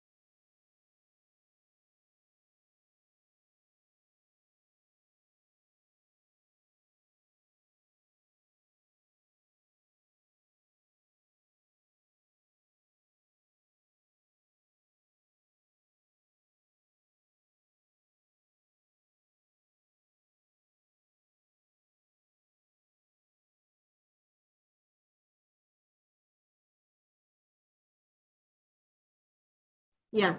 So sorry for the break. See, what I'm trying to say here through this figure is the volume of information that is generated per minute. And how much is this volume with respect to the population of the world is what is getting listed here. If you see your YouTube, it says that at per minute, every minute you will find this number of people, users watching the videos within the YouTube. 43,33,560 people watch the videos. Similarly, if you look with respect to Twitter, how many users are sending messages on the Twitter? 4,73,400 tweets are sent every minute. Okay, if you see Skype, the users making the call is in the count of 1,76,220. Instagram users posting is 49,380. This is 2018. Now the scene is reversed. Instagram users have been multifold increased. Okay, so this count may be in tens of lakhs. Similarly, if you see Uber services, users take how many rides? 1,389 rides per minute. Okay, if you see Google conducts 38,77,140 searches per minute. And if you see LinkedIn, then LinkedIn will have around 120 new professionals joining the LinkedIn every minute.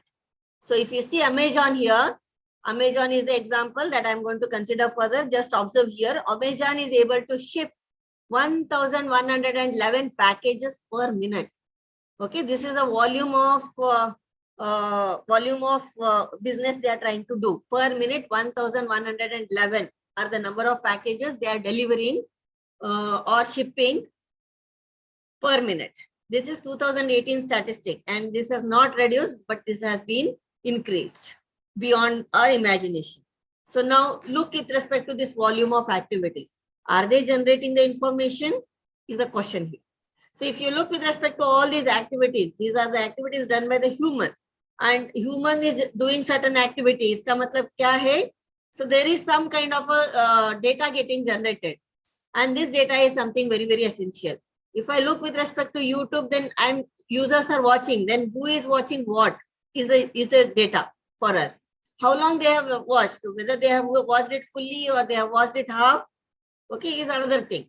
How long how long duration they are watching the YouTube is another kind of information, right? So all these things make sense, and this we call as a data with respect to some of these activities. And this data is in a huge volume, and that is why we say that our data is not simple data, but it is a big data. And this big data is something that is nothing but is something that has a huge volume of data sets. And this data set may be a structured data, so which might be stored in the form of some structured databases available for us, and you can work through them. Or the data may be generated, which is in the form of a unstructured or semi-structured form. Okay, semi-structured means some things may be organized, some things unorganized. But if I say unstructured, any text that you send, any text, any information that you just simply write is said to be an unstructured, because I cannot put it as an information in the structured form. I cannot tag it with respect to some kind of an attribute. So we call it as an unstructured. So when we have our data becoming structured or semi-structured, we say that the data is very, very complex. And this complex data is also part of our data generation every day. And this data is something that makes our traditional data processing difficult because of volume and because of many more reasons, which we will study in the later stages, that our traditional data processing technologies and tools find them difficult to process. Okay, they fail to process them in the efficient way. Okay, so that is the reason we need to see that if there is a data, and if the data is getting converted into a big data, and if big data is to be looked into, and we need to get certain insight into that particular data, then we cannot use the traditional data processing technologies and the tools. So we need different tools and technologies, and we need the ways to store them, and we need to work upon them, and we may have to convert them into structured data so that we can extract the essence of those structured and the unstructured data that we have. Okay, so unless I make it informative and unless I make it as a knowledge obtained through this data, the data is useless for us. So ultimately, in the end, I want this huge volume of data convey something to me. And that conveying is nothing but the knowledge that I'm generating out of this data, or the information that I'm trying to extract from this volume of data. So now to do that, there is a huge requirement. So why that requirement is coming is what we need to look at. Okay, so if I say structured data, you have the similar kind of a data, and every attribute, every column has some name, and that talks about the content here with respect to certain relation. So what is that thing is representing here? It may be representing a date, it may be representing a phone number or a social security number, anything. Maybe it is a PAN number or something like that. Okay. So maybe it is an address. So all this, the field names indicate that the particular column is going to contain certain information, and it is having certain meaning, and that meaning is attached to all these entries. So every row will act like a case and every column will act like an attribute in the structured form. But if I say unstructured, some things are structured here. So blue ones are saying that I know them. I can relate them with respect to some attribute name. But there are few things which are not able to be related. So this and this seem, they are same, but the way they are placed here, I cannot relate this and this directly. So that is the complexity we have.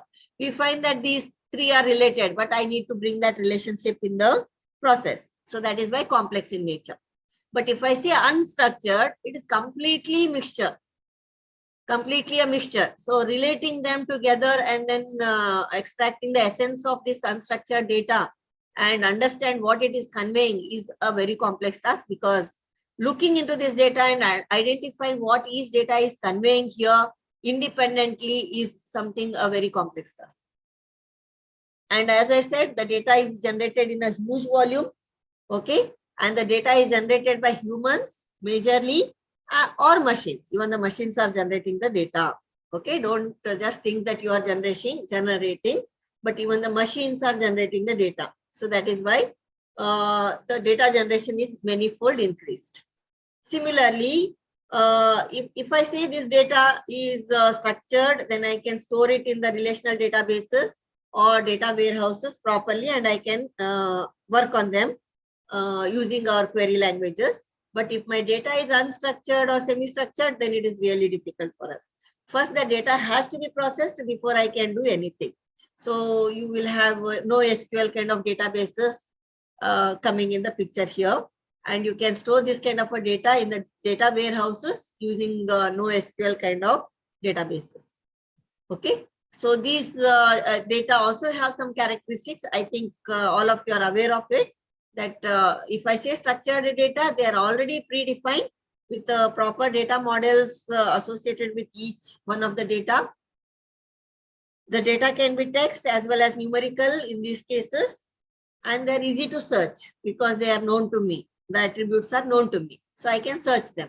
But if I say unstructured, then it so happens that the data are not at all predefined. Okay, so when they are not predefined, then identifying them, working on them is really difficult. Searching them is the most difficult part. Then the data can be a text, it can be an image or video or audio, anything. Okay, so any other format. So it means that the different formats are all accepted here in this case, and every format will have something to convey, but the conveying method is, even though they are conveying the same thing, the conveying methods are different. So extracting the data from these different methods is a complex task to us. So this is the kind of data we have. And as I said, the volume is large because the number of people generating this kind of data is large. So if I take the application of airline reservation system, so how much is the reservations happening every day? It's a very huge number. So if you say that there are 1,000 trains running every day across India, and there are around 10,000 people taking the train trips per train, so it is 10,000 into 3,000. So that is the volume of bookings happening. Okay. So the amount of storage space required to work on these kind of applications is also very, very large. And we cannot think of having a centralized system, you know very well why. And having a distributed environment in the cloud platform is going to be a very complex structure, and we need to have the technology to work on them. Okay. So this is where the things are moving now. And with respect to this, if you see, the volume is becoming more and more, and the volume is becoming more is not the only thing. The volume is not present in one particular place. It is present in different places in the distributed way, and it is stored in a secured way. So it means accessing such kind of a data is also not easy. And and also they are not available with respect to the common man to view and to use it in doing some kind of a data processing. Okay, so too many kind of things coming up here. You need to understand that we need the data. If I have to do the data to be processed to extract certain information out of it or knowledge out of it. Okay, so which is also a difficult task. So let's move ahead with the understanding of this further. That I mentioned that the data is complex. I mentioned that there is no specific structure for that. I mentioned that this volume is also large. Let's see how this whole thing makes sense to us to call this data as a big data. Now, with that, I'm trying to put here with respect to a case study. And the case study that I have considered here is Amazon Logistics. So what is this Amazon Logistics is?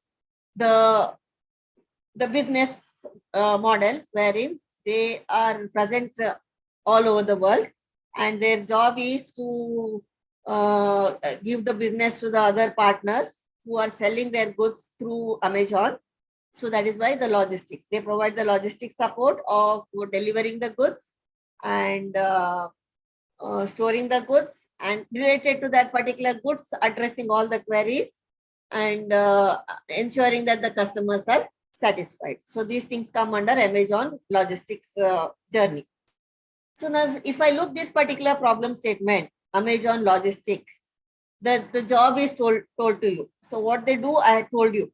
Now the question is, in the process of this logistics services, Amazon receives customer queries. How many customer, let us see this as our problem. Okay, let us see, analyzing the customer queries is our problem now. Now, how many queries we get is the question. With respect to 2018 statistics, Amazon is able to ship 1,111 packages per minute. So it means what? It means that per minute, around 1,000 packets are being shipped from the Amazon Logistics services. What is the volume? Volume is per minute 1,000. How much it will be per hour, 1 hour? Can anybody tell me? In 1 hour, how many packets will be transmitted or shipped? Anybody? 1,000 into 60. How much it will be?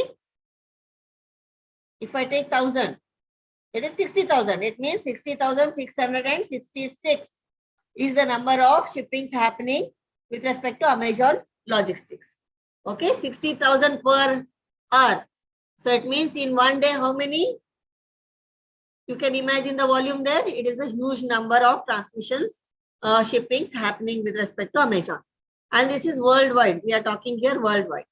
Now, let's see that the customers are to be handled by Amazon. So there will be queries by the customers, and the queries need to be analyzed by the Amazon Logistic Unit. So customer handling unit is attending the queries.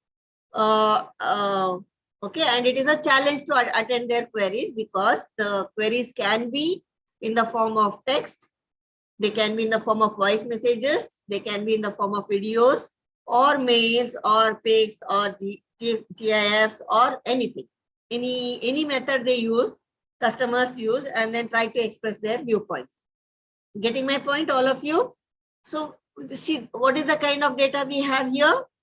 If I say text, voice, message, or video, or mail, or pic, or GIF, or anything, if I use different medias for expressing my query to the customer logistic, Amazon Logistic Unit, then it means that the same information, the query information of a particular product is getting conveyed in many ways.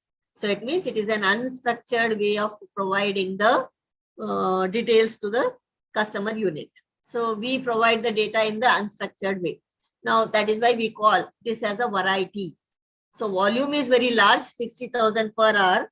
And if I say variety, yes, we have a variety of queries to handle. Then if I assume that only 2% of the customers place the queries. Okay, per minute, there will be 22 queries to answer. Okay, by the Amazon unit. So per minute, 22 queries to be answered by the Amazon unit. Can this be done manually? 22 queries per minute. Can this be handled manually? So it means that there should be 22 people to answer in a minute. Okay, minimum 22 people, one query per minute, one person. So 22 people should be there to answer the queries. Is that right?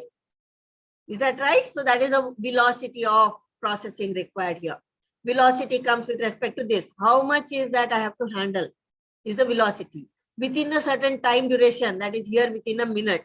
22 queries to be answered within a minute is nothing but the velocity of my problem statement.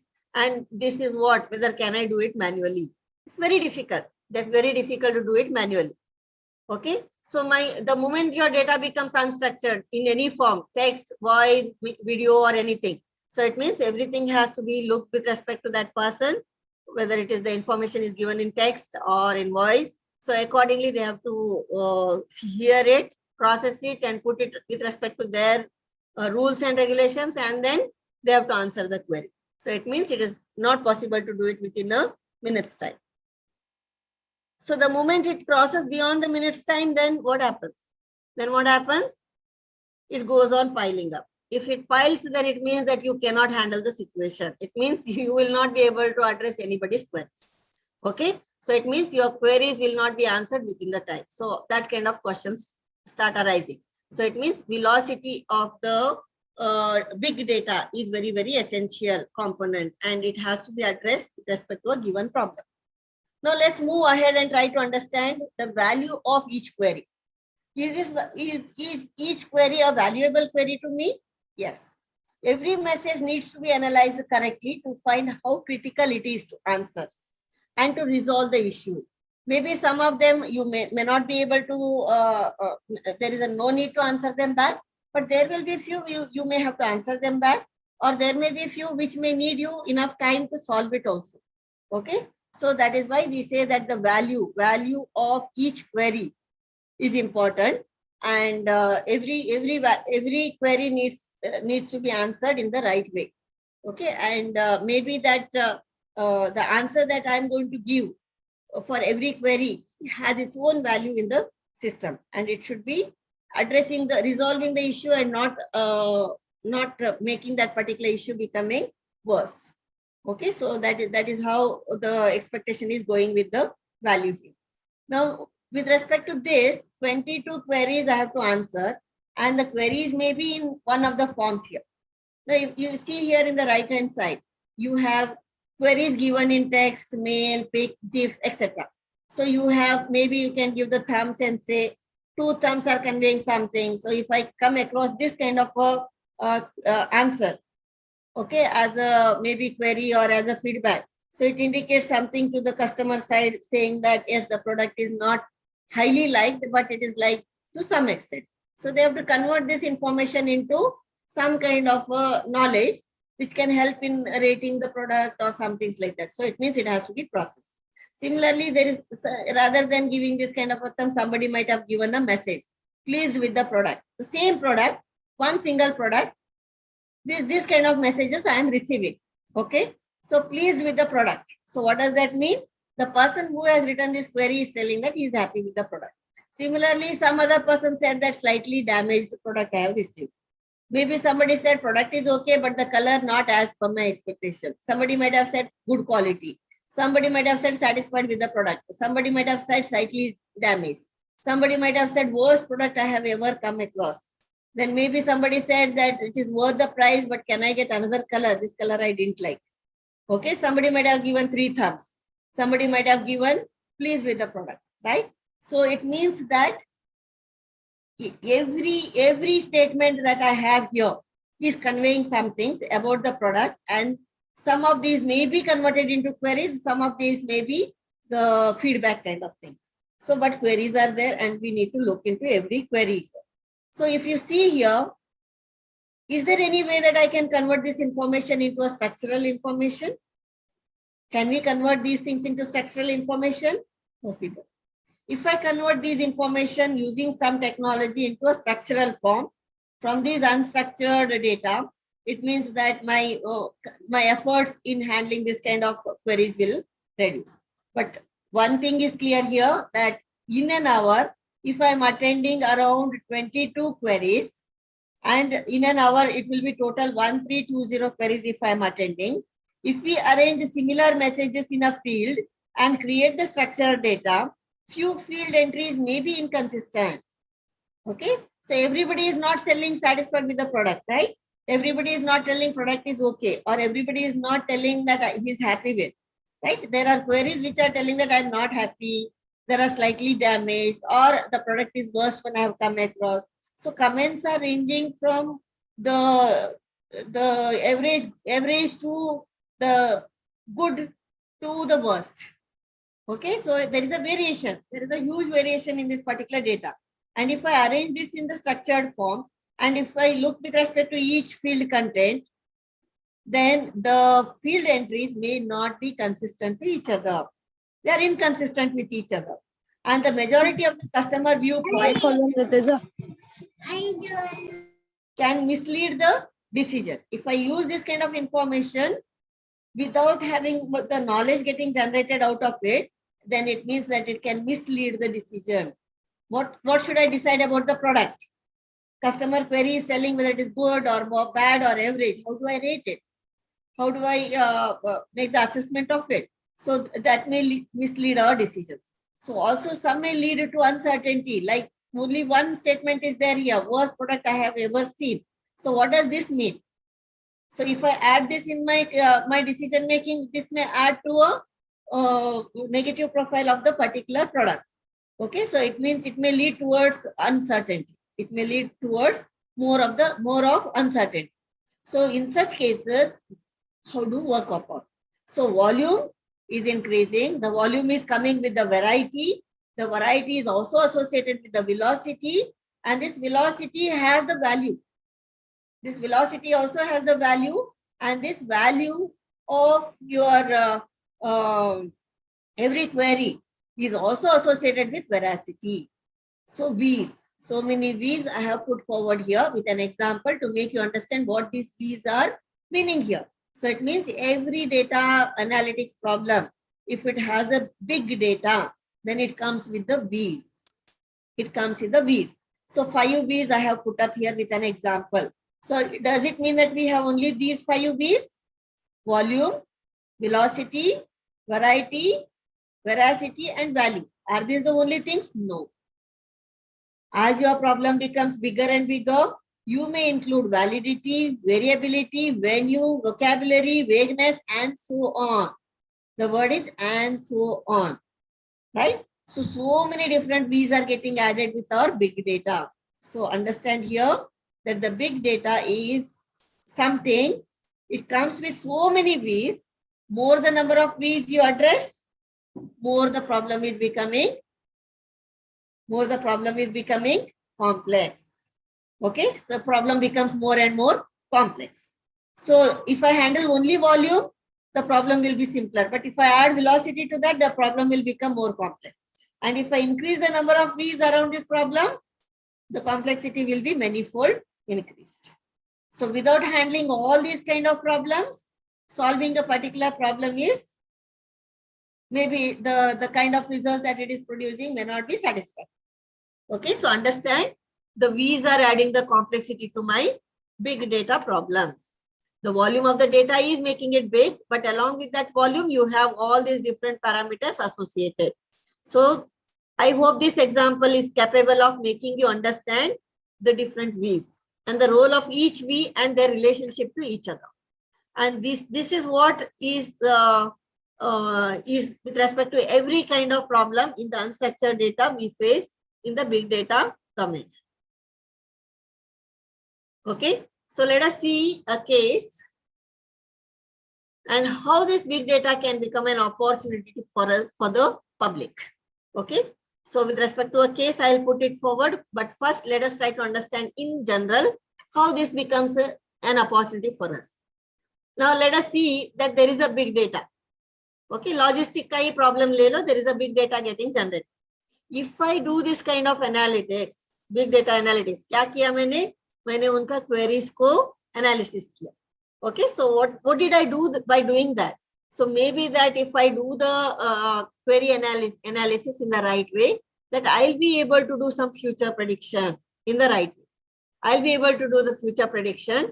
Then I'll be able to do, the moment I do this future prediction ahead of time, it means that I'm able to generate some opportunities around in the environment, in our social environment.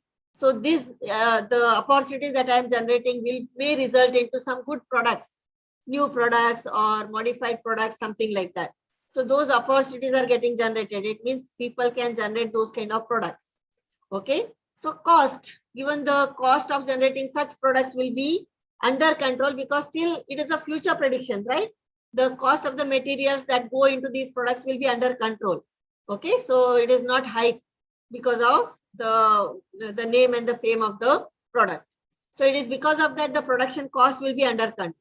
And you are taking the decisions using your big data analytics kind of a thing, wherein you are trying to understand the people's sentiments and you are trying to analyze the future happenings through your data analytics. So your decisions will be much more stronger, much more with clarity, and much more what you call in reality. If it has to happen, it will definitely happen. So it will be the truth of these decisions will be higher. And these decisions are coming out through your big data analytics. So it is like a added support to your manual decision making, a human's manual decision making power. So additional support is provided there through these analytics.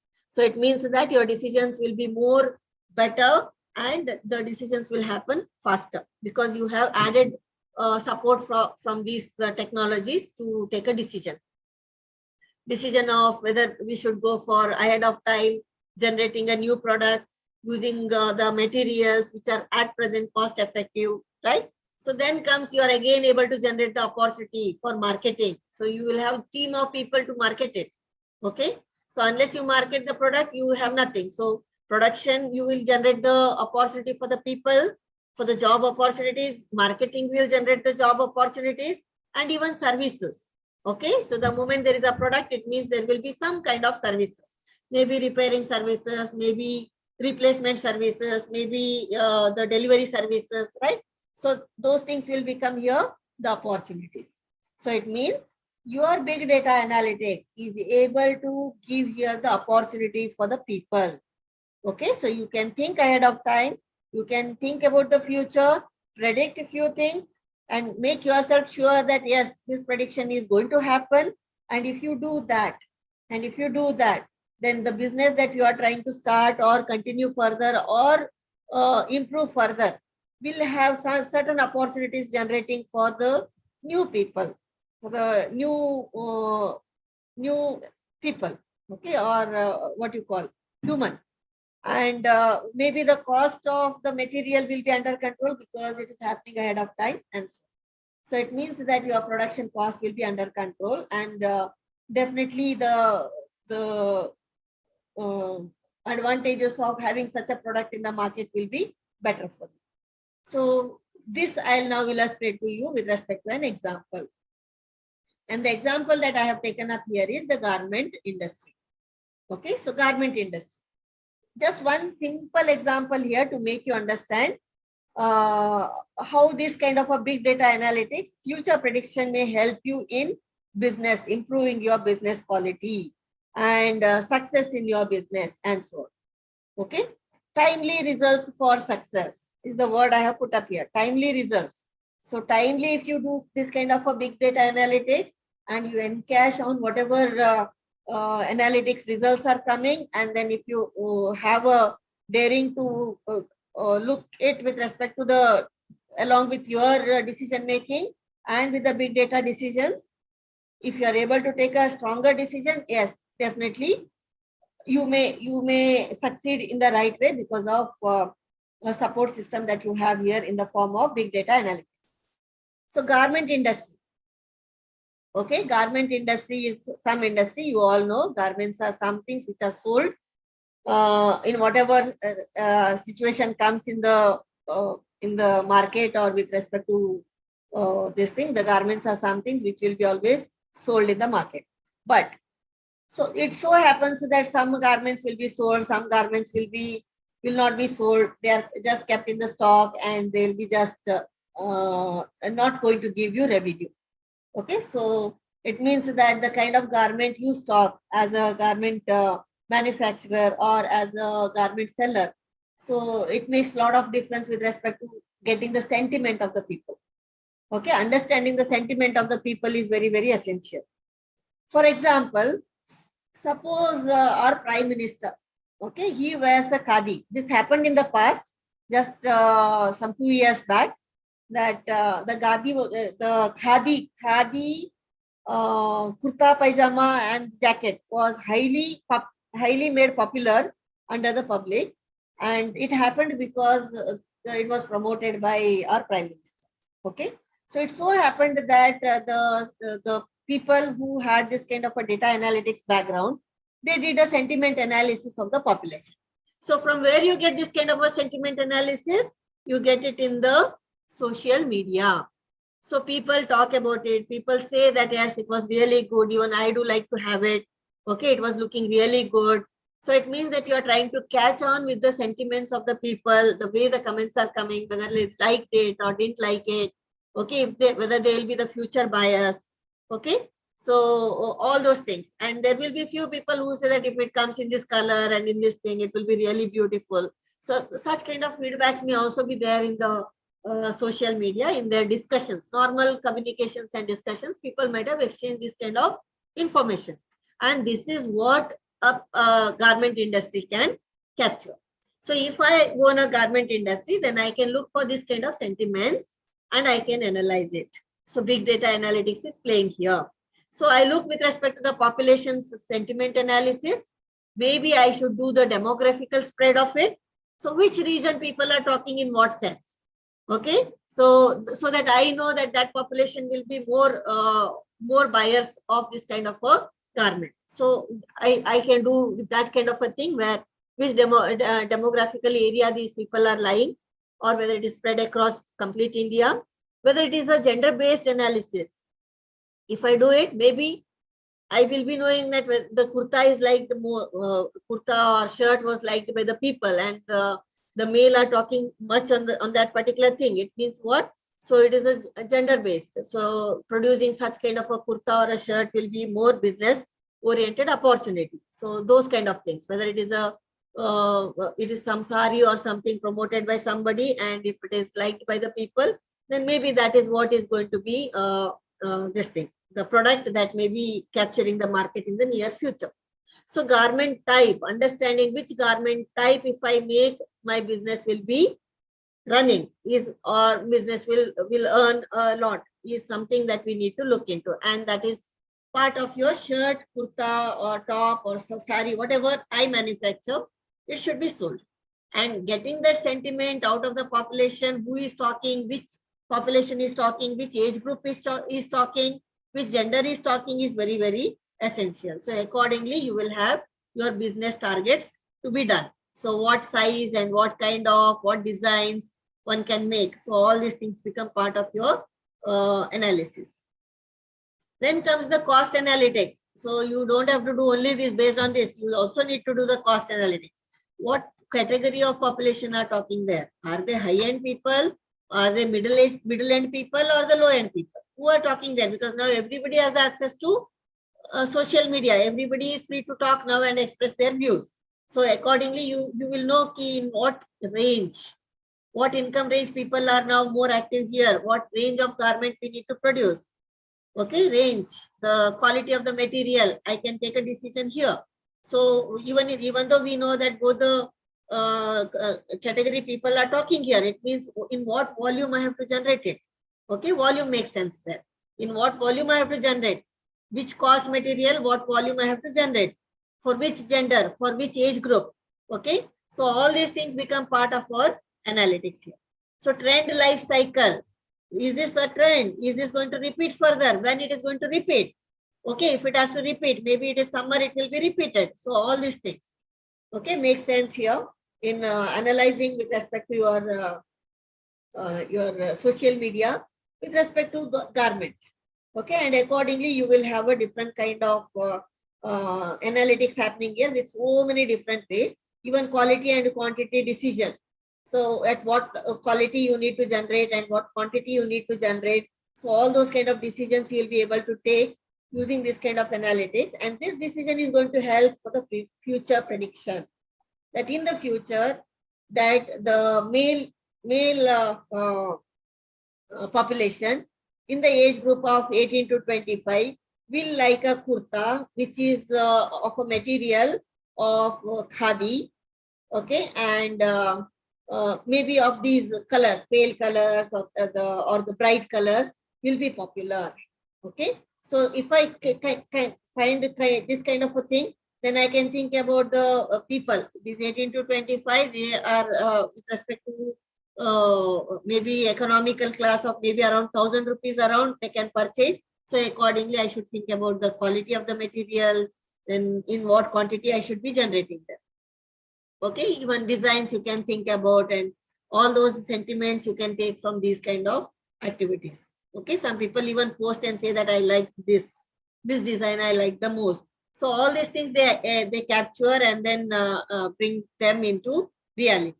So you understand here that big data analytics is playing a very important role, and it is able to help you in future prediction of what to produce in the form of a garment, and that you are producing by acquiring the material at a cheaper rate, because now nobody is behind it, right? You are behind it, so you will get it at a cheaper rate. There is no competitor.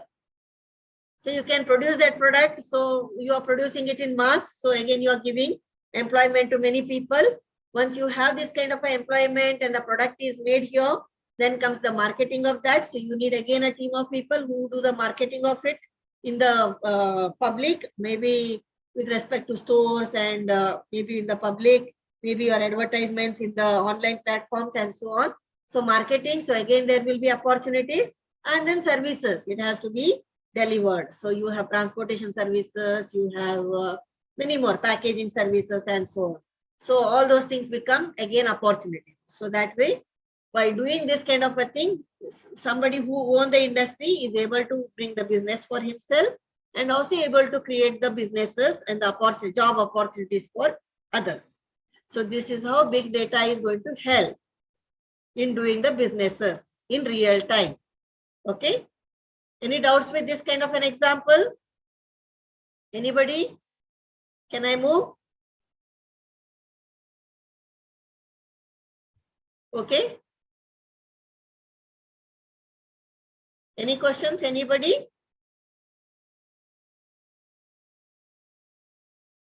Yeah. So let me move further.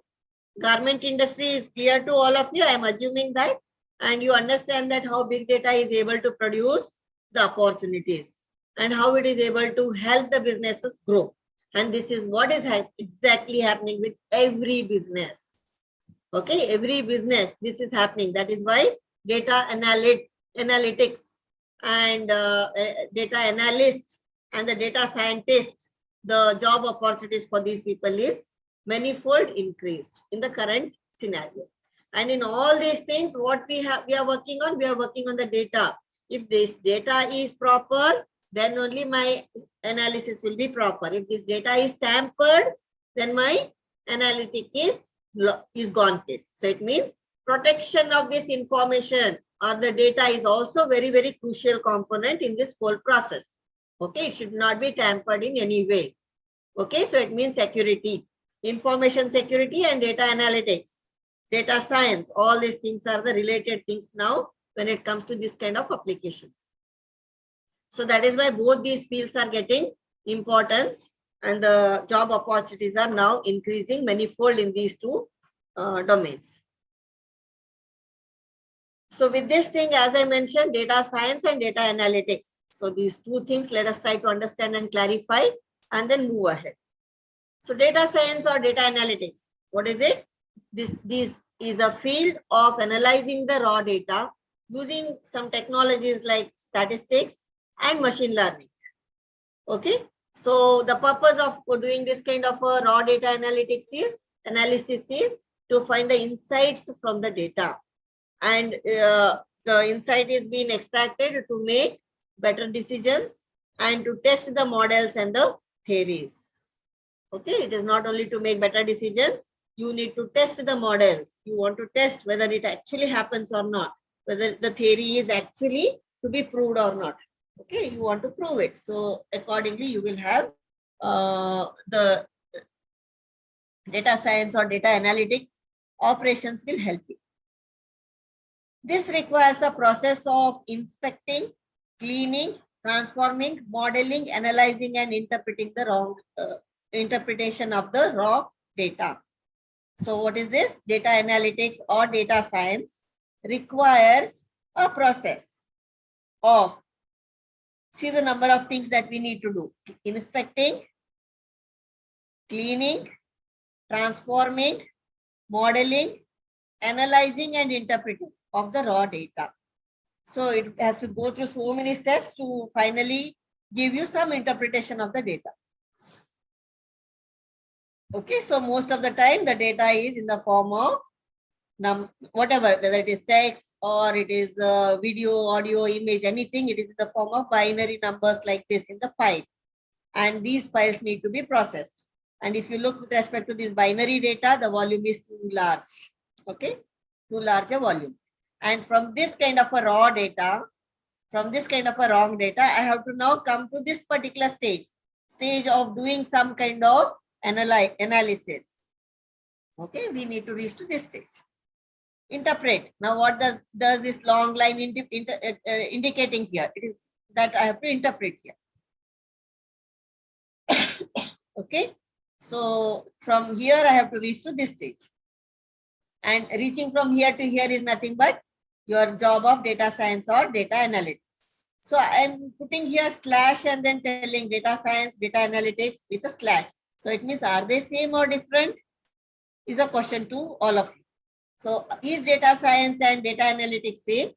Let us try to understand that at this stage. Okay, so now see, we have in the previous examples, we said that we have a large volume of data getting collected and maybe in the social media platforms, and I'm trying to use it, extract certain information relevant to me, and then I want to process that information to extract certain pattern or knowledge or information. So that is what we call it as something, using certain tools. Use some suitable tools to examine the large data sets to identify the trends, develop the charts, and create visual presentations. Okay, so this is something, if I'm doing, then it is data analytics. Okay, so that means that data analyst is a person who knows the data analytics, how to do it. He knows the tools, he knows the things around it in the right way, and he can design and maintain data systems and databases. Use these databases for and use the statistical tools to work on these data sets and interpret the data and prepare the reports that effectively communicate the trends, patterns, and predictions based on the relevant findings. So the one who is capable of using the available tools, apply it over the data, and then create these kind of patterns and give some visualization and some understanding, insight into this particular data. If they are the capabilities of a person, then that person is a data analyst. And the job is called as a data analytics. Okay. And suppose the thing goes beyond that. You have a tool, but the tool is not sufficient enough to do what you want. What you are thinking, some things, you want to do it, you want to extract something new and work on getting some other kind of result, but the tool is not available. So then, if the tool is not available, then we have to generate such a tool. Then who is capable of generating the tool? The one who is a data scientist. Okay. The data scientists can arrange undefined sets of data using multiple tools and build their own automation systems and frameworks Okay, they can build their own automation systems and the frameworks. And they have those kind of capabilities. So in such cases, they are above data analytics requirements. So the data scientists have the more what you call importance and more value and weightage in comparison to data analysts. The data scientists are capable of designing and constructing the new processes. They are able to use the prototypes, algorithms, and the predictive models and do the custom analysis around these new solutions.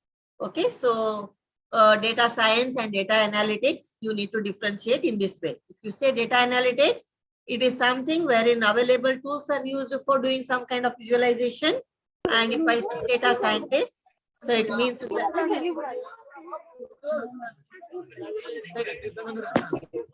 okay, if I say data analyst, then it means, sorry, scientist, then it means that he has the capability of even generating the new tools and new techniques to meet our new requirements.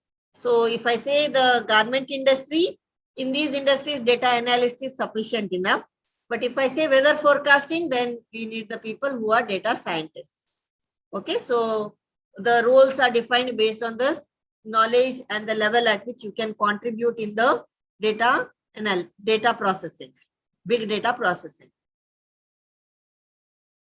So as I said, everywhere you have the opportunity to work upon on the big data, because every industry has this kind of a data, and they want to see, they want to have the insight into that and to understand what additionally they can get from this particular data so that their business can be profited. So if you look from this particular angle, then we see that there are opportunities, but to realize these opportunities, there are problems. So what are these problems? The moment I say big data, my storage requirement is very, very, very high. The moment the storage requirement becomes very high, it means that the computational requirement is also very high. Okay, and the data is complex, definitely again computational requirement is also very high. So, but my requirement is that I need to process this data as fast as possible. Okay, so if your complexity is increasing, data is increasing, your storage requirements are becoming more and more, then how do you ensure that your processing is faster? So these are becoming the limitations. You are even the fastest of the desktop is not able to give you data science problem solving ability. Okay, your systems are getting handicapped and their processing speeds are limited, their memories capabilities are limited, and solving the complex problems using these multi-core architecture laptops or desktops is becoming a problem. So then what is the solution? The solution is to move into a space, that is cloud space. Okay, so moving into the cloud space is a solution. So any problem that requires a huge volume of data processing and it needs a huge computational requirement, we have something called as Hadoop as a solution. So I hope all of you are aware of this kind of a framework. Hadoop is a framework that allows us to store large data sets in distributed fashion. Okay, it doesn't store in the single database, but rather it distributes it around your cloud space. Processes the data in the parallel fashion. So the second important thing is it processes the data in the parallel so that your results, your data, final decisions will happen faster. Okay, so anything you do, if the decision is coming out after the time is over, the time of time within which you wanted that particular result is over, it means that the result has no value. Okay, so it has to happen within the time frame. So that is why we need to go for the parallel fashion of execution. And this parallelism, we need to ensure that it will meet our requirements. So Hadoop has a distributed storage facility, and it also has a parallel processing facility. And these two, SDFS and MapReduce techniques of Hadoop, are used for the data, big data problems, solving the big data problems. So how is this Hadoop framework? You have your HDFS, that is distributed Hadoop distributed file storage unit, and this unit Along with the MapReduce unit, distributed processing unit, you have your applications of data science implemented. But to implement such kind of applications, you need the support of many more things. You need support of many more things. I'm repeating it. The reason there is a need for coordination, there is a need for scheduling, there is a need for management and the monitoring, there is a need for scripting, machine learning technologies, queries to be handled. You need a database which will handle the unstructured data, and also there is a possibility that you may have to integrate the data from multiple sources. So you need the framework with all these supporting tools present in one place, which will help you to do your big data analytics. Okay, and that is what is this framework is offering to you. All in one, all in one. This is what I was telling you, but this, to do this, you need the support of all these things. Okay, using all these things, you will be able to do your big data problem solving. So it is not that you should depend only on the Hadoop framework available tools. Okay, you can even use the other tools. Who gave you a Hadoop? It is Apache.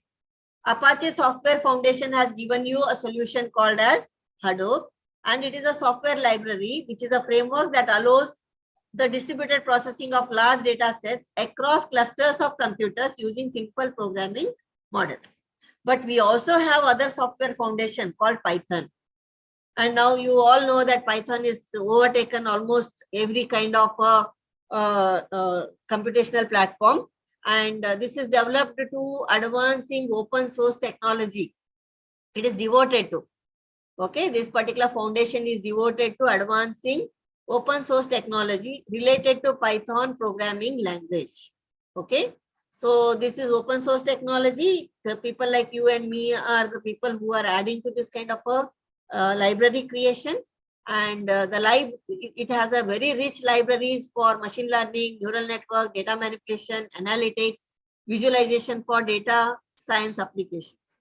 Okay, so it is coming with all these tools and techniques as built-in library functions.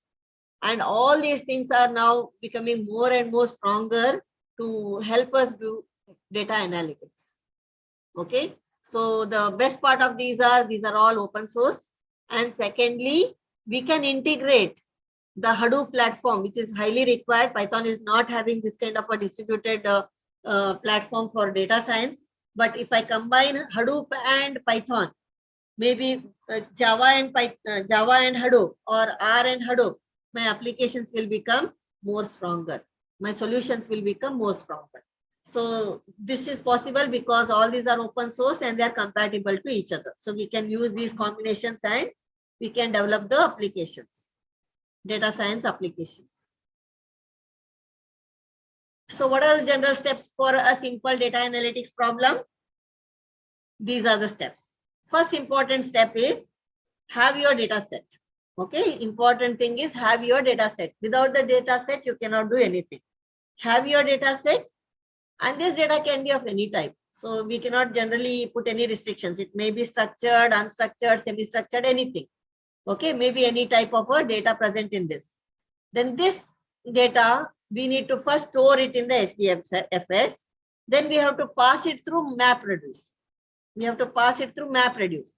What exactly is happening under this? Map and reduce. It means somewhere your data is getting processed here in such a way that you have a data which is meaningful and is getting little converted into a structured form, is produced through this particular MapReduce technique. And this data is further transformed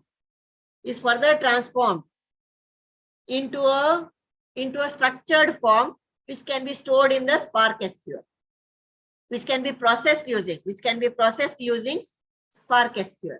Okay, so it is a sequential query language. You can process using this query language. So it means your data is now structured that you will be able to process it using some query language. Now this data, transformed data, you can now look for visualization by doing some kind of a clustering operation, grouping operation, using some machine library, what do you call it as ML, ML library. Okay, and for whatever you are doing here as a clustering, to give the visualization to that. Okay, to give the visualization to that, you can use some tool called as Zeppelin. You can use a tool called as Zeppelin, and the results will be visualized through the tools present in this in a way you want by selecting a proper tool in this stage.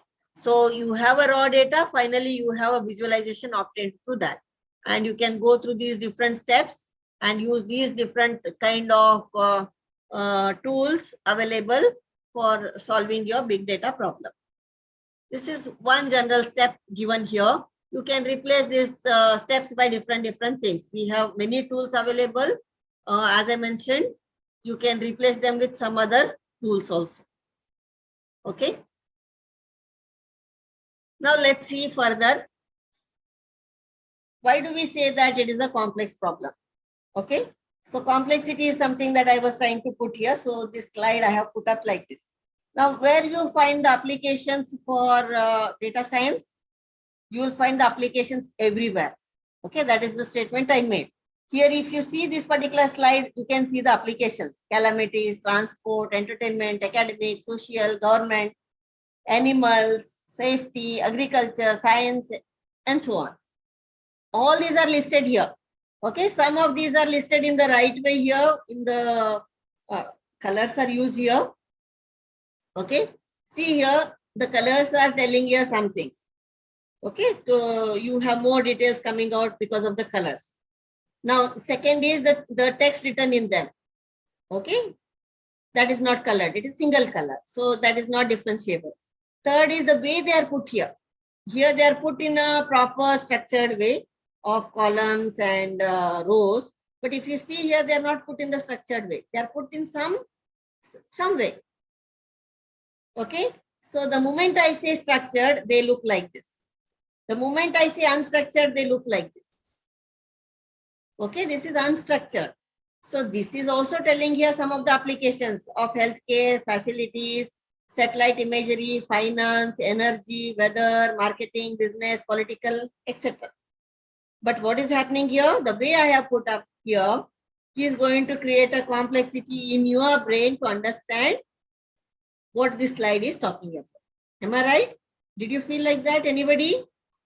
Why this slide is like that? Applications, why they are written like that? If so, then you are in the right direction. So what I'm trying to say is, if I put the information in the straightforward method, which we all are adapted to, you will understand them in a better way. But the moment they are put in a different way, you start thinking, what is it? How is it? How to understand it? Why it is put? Right? So many questions. Why this color? Right? So all these questions starts coming, and that adds to the complexity to this particular slide. Actually speaking, there is no complexity, but the slide is made complex. Okay, so that is why we say that the data is not at all complex. It is very simple. Okay, the data is simple, but the way it is put in relation to others will make it complex. Alone, anything will tell me something, and I can view it in a way I want and continue with it. But when I look with respect to the other things, it starts becoming more and more complex. Okay, so that is the meaning here. Now this same slide, if I put it like this, is it more complex to understand? Yes. The complexity has increased further, manifold increase here.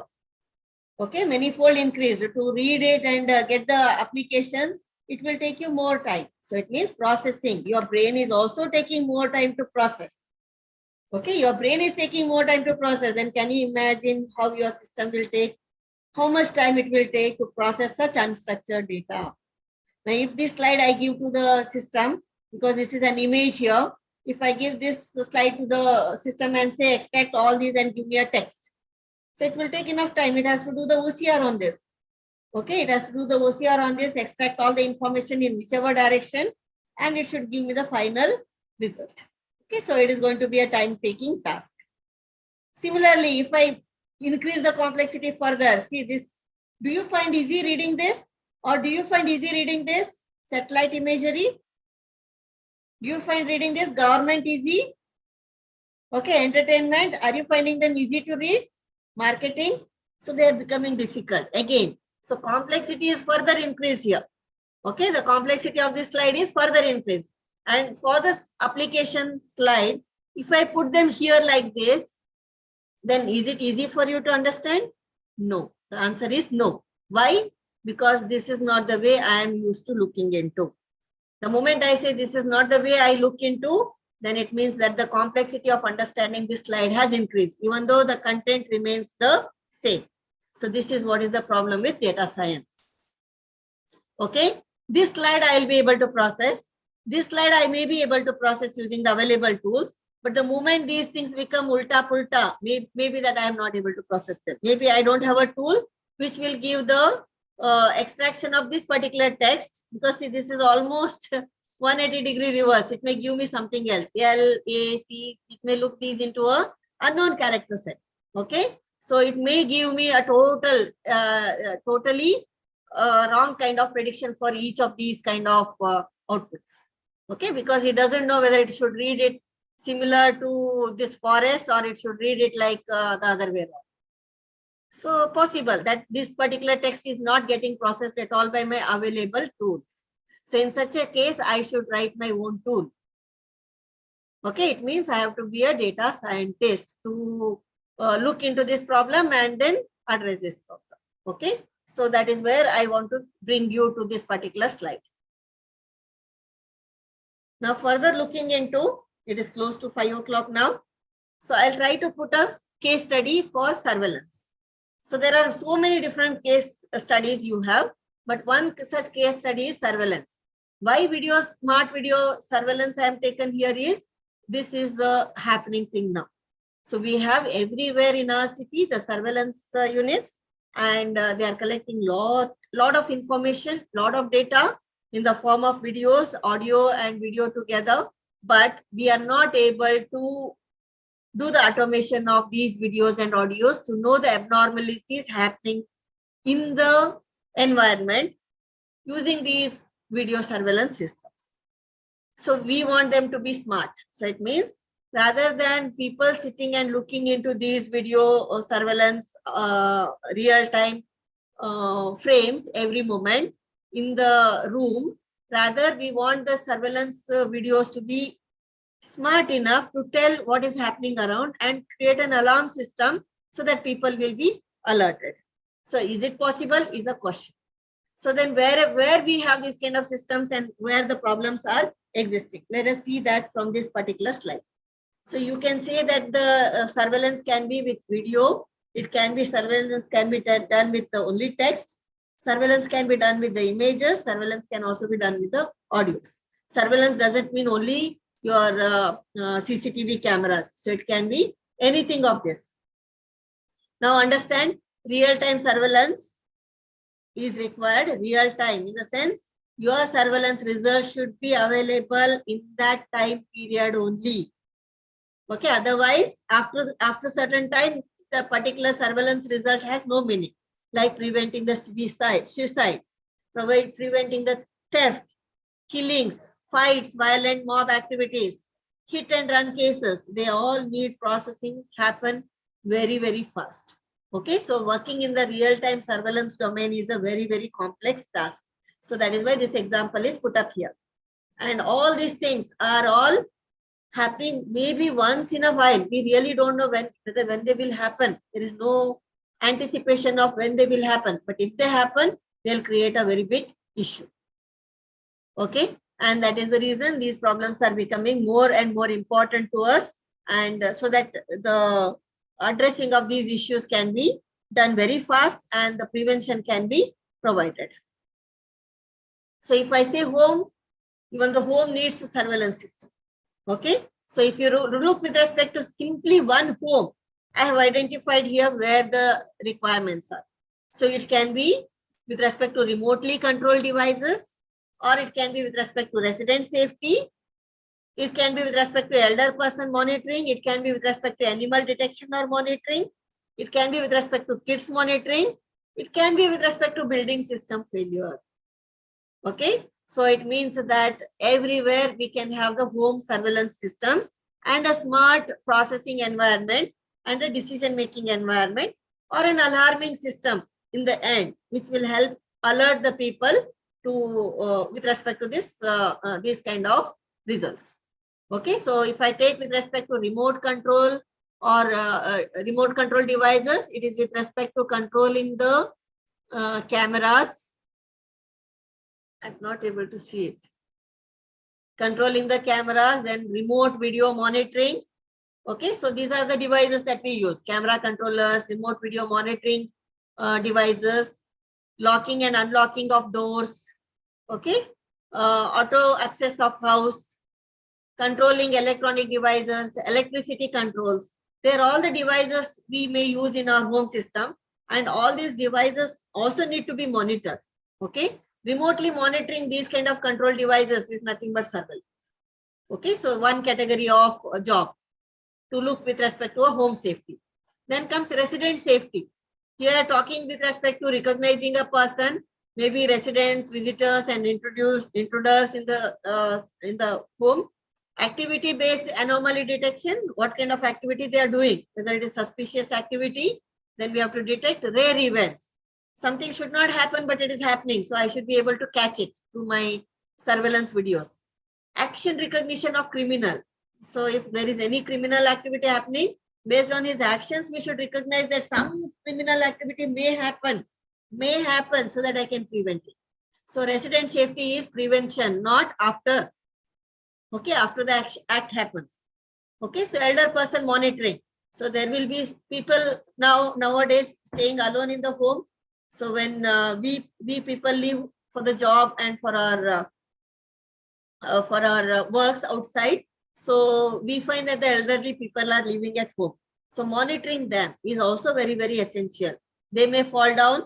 Detection of fall, maybe your surveillance videos task, maybe detecting deviations in their daily activity patterns. Maybe their behavior is changing. They are not able to cope with the things or things like that. What is it? You can go directly down. They'll yeah. Okay, so this is what you have to understand. So action recognition of health monitoring and the lack of movement. So these things are some things which will help you to monitor the elderly and provide them the healthcare services. Similarly, animal-oriented things, you can look for the perimeter security system, that they should be within that boundary only. They should not go beyond that. Detecting animal at door or inside the home, any other animal coming inside. So you should be able to detect them. Detecting deviations in daily activity patterns of the animals, health monitoring of the animals, lack of movement of the animals, maybe these things also part there. Kids monitoring, this is very essential if you are leaving the kids and coming to the job.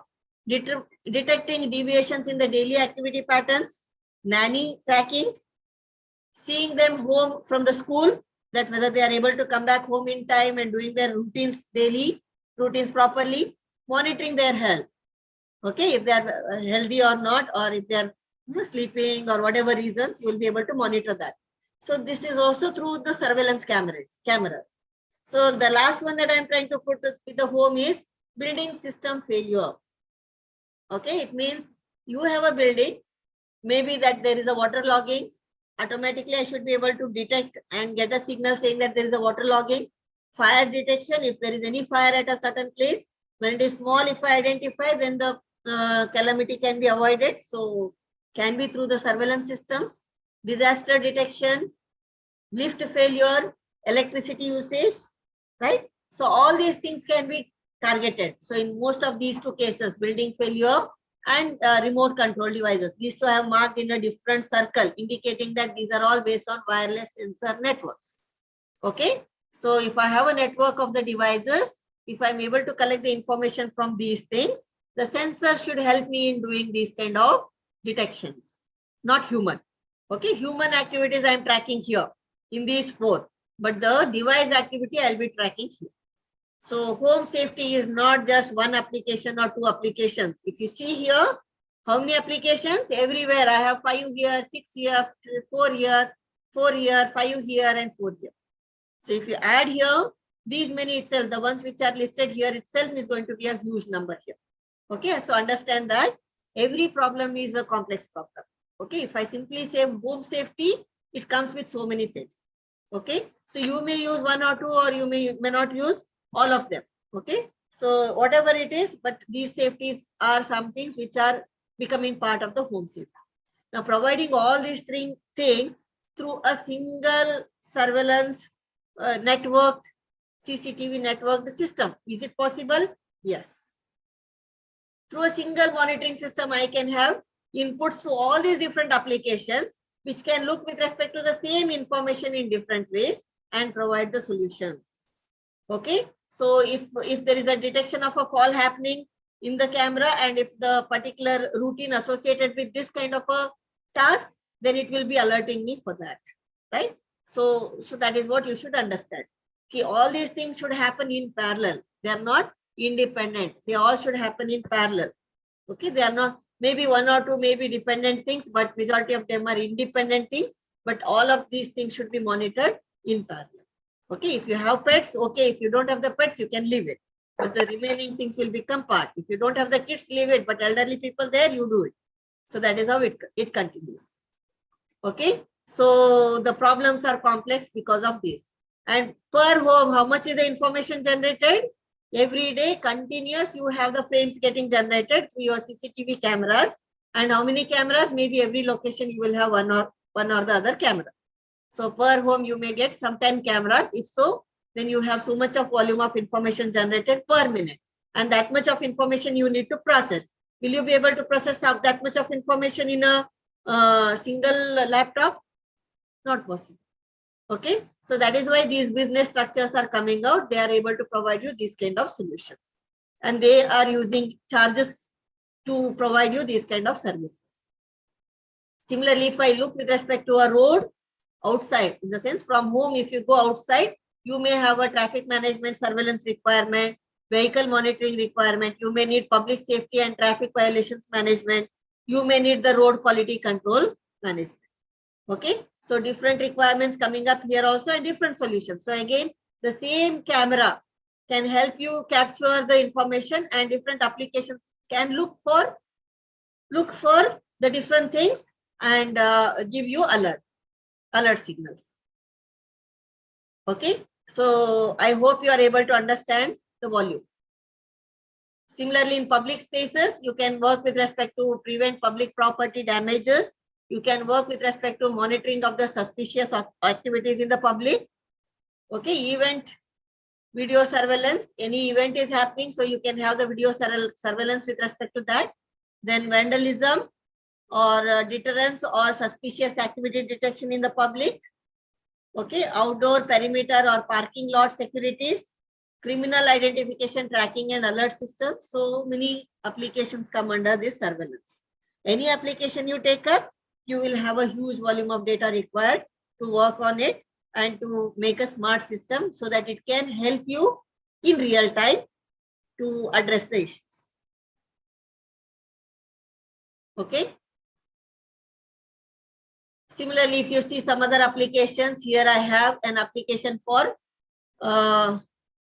healthcare. So if you see with respect to this application, again, you have a support system with so many things. You have a smarter support system further to make this particular specific disease-oriented environment to be a successful thing. Then you need another support system, a surveillance environment here. So accordingly, so the listing is done here. So it means if I do the listing with respect to some particular problem, then you understand the volume of requirements, the volume of solution requirements. And all these solutions require a huge volume of data. And the data is available. So if I use that particular data and take a smart decision, then this particular application will help you in reality to address certain problem. Okay, so that's it from my side. I don't want to read any of this. Okay, if you further move ahead with the wearable devices as part of your healthcare system, then again, as I said, the volume of your data will be manifold, and this is a totally different domain wherein managing this kind of data is based on the wireless sensor networks and maybe wearable devices. the whole domain of technology is changing, and the kind of monitoring and the real-time solutions for this is changing. Okay, so the kind of solution I talked for surveillance may not help here. This needs a different kind of real-time solutions. Okay. So to conclude, every problem is unique and every problem's requirement is unique. That is what I'm trying to convey in the last 2 slides. What you do with one problem cannot help you to solve another problem. So every problem has to be dealt with its own learning and its own what you call knowledge generation, and using which we have to take a smart decision. Okay, so with that, we understand that our data science problems are very, very complex, and having data science, becoming a data scientist is a privilege over the data analytics, because ultimately your way of looking into the problem solving is what we are looking into as a researcher in this domain of data science. Okay, thank you. I'll be open for the questions.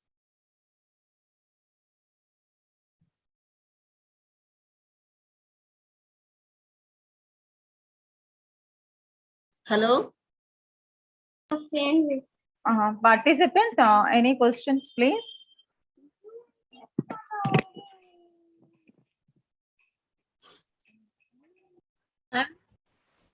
Yeah. Ma'am. Yeah. Hello. Yeah. Hello, Manya.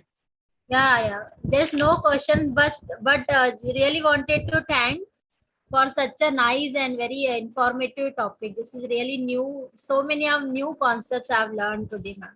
Thank you so much. Okay. So you are a participant in this? Yes, ma'am. Yes. Okay. Okay. Yeah. Thank you for the feedback. Okay, then. The examples were very nice. Real life application, all were very nice. Thank you. I just wanted to ask Padmaja here. Yeah, If I want to create an environment of Hadoop, so can we create a client server environment, and how practically the approach should be, and what kind of softwares, and how to set up this environment? Yeah. So this, as I said, it is a tool only, right? Yes. It is a tool. It is a tool to be learned by you. Okay. Okay. So once you, it is a platform. It is a framework, right? Yeah. Within the framework, these tools are fitted in such a way that they all work in integration. Okay. Okay. When I'm using the distributed file system, there is somebody who is controlling everything. Which distributed location to be given to you. Okay. How much volume of request you have placed, whether from where it has to give it. Okay. In which distributed environment these things should be given to you, right? Okay. All these things, and then ensuring that they all are associated with your application is all to be done in the backend. Okay. So those kind of support system is provided there. You don't have to do anything. Okay. Ma'am, on real life, any applications that we can give as small projects to students, anything? Yes, yes, all these projects, that is what I said. In surveillance projects also, Okay. if you find your Kaggle or somewhere, you will get large videos. Yes. Videos with respect to these kind of applications, some kind of applications. You can give them as examples to the students. Let them work on those those frames, video frames, and learn for maybe what you call the fighting scenes. Okay. Maybe that some kind of a thing, whatever you find that as an abnormality, that thing you can ask them to identify, and then try to make them learn. Okay. Yeah. Okay. So Thank you, ma'am. Thank you for the session. Very that nice. they can understand, apply these tools, and then understand whether they are able to get that kind of a accurate way of extracting the knowledge. Oh, yes. Information. Sure. Okay? Thank you. So this Kaggle is having a really huge volume of different types of data. Are you aware of it? Yes, ma'am. Kaggle I'm using for data sets, to download certain data sets for our... Data लेके आपके system में आपको करना है. Yes. And so this you will be doing through your system only, but you have to connect it through the cloud environment. Yes. Yes. Okay. We are doing using Python, means I'm using in Python also. If you use Python and do it, then it is also in the cloud environment. but you are not able to get that Hadoop structure in that. Yes, ma'am. Okay, so if you do through the Hadoop and then use this Python tools through that, then you will get the parallelism and the facilities for doing the big data handling. Yes. Okay. Okay. Yes, thank you, ma'am. Okay. So any other question, anybody?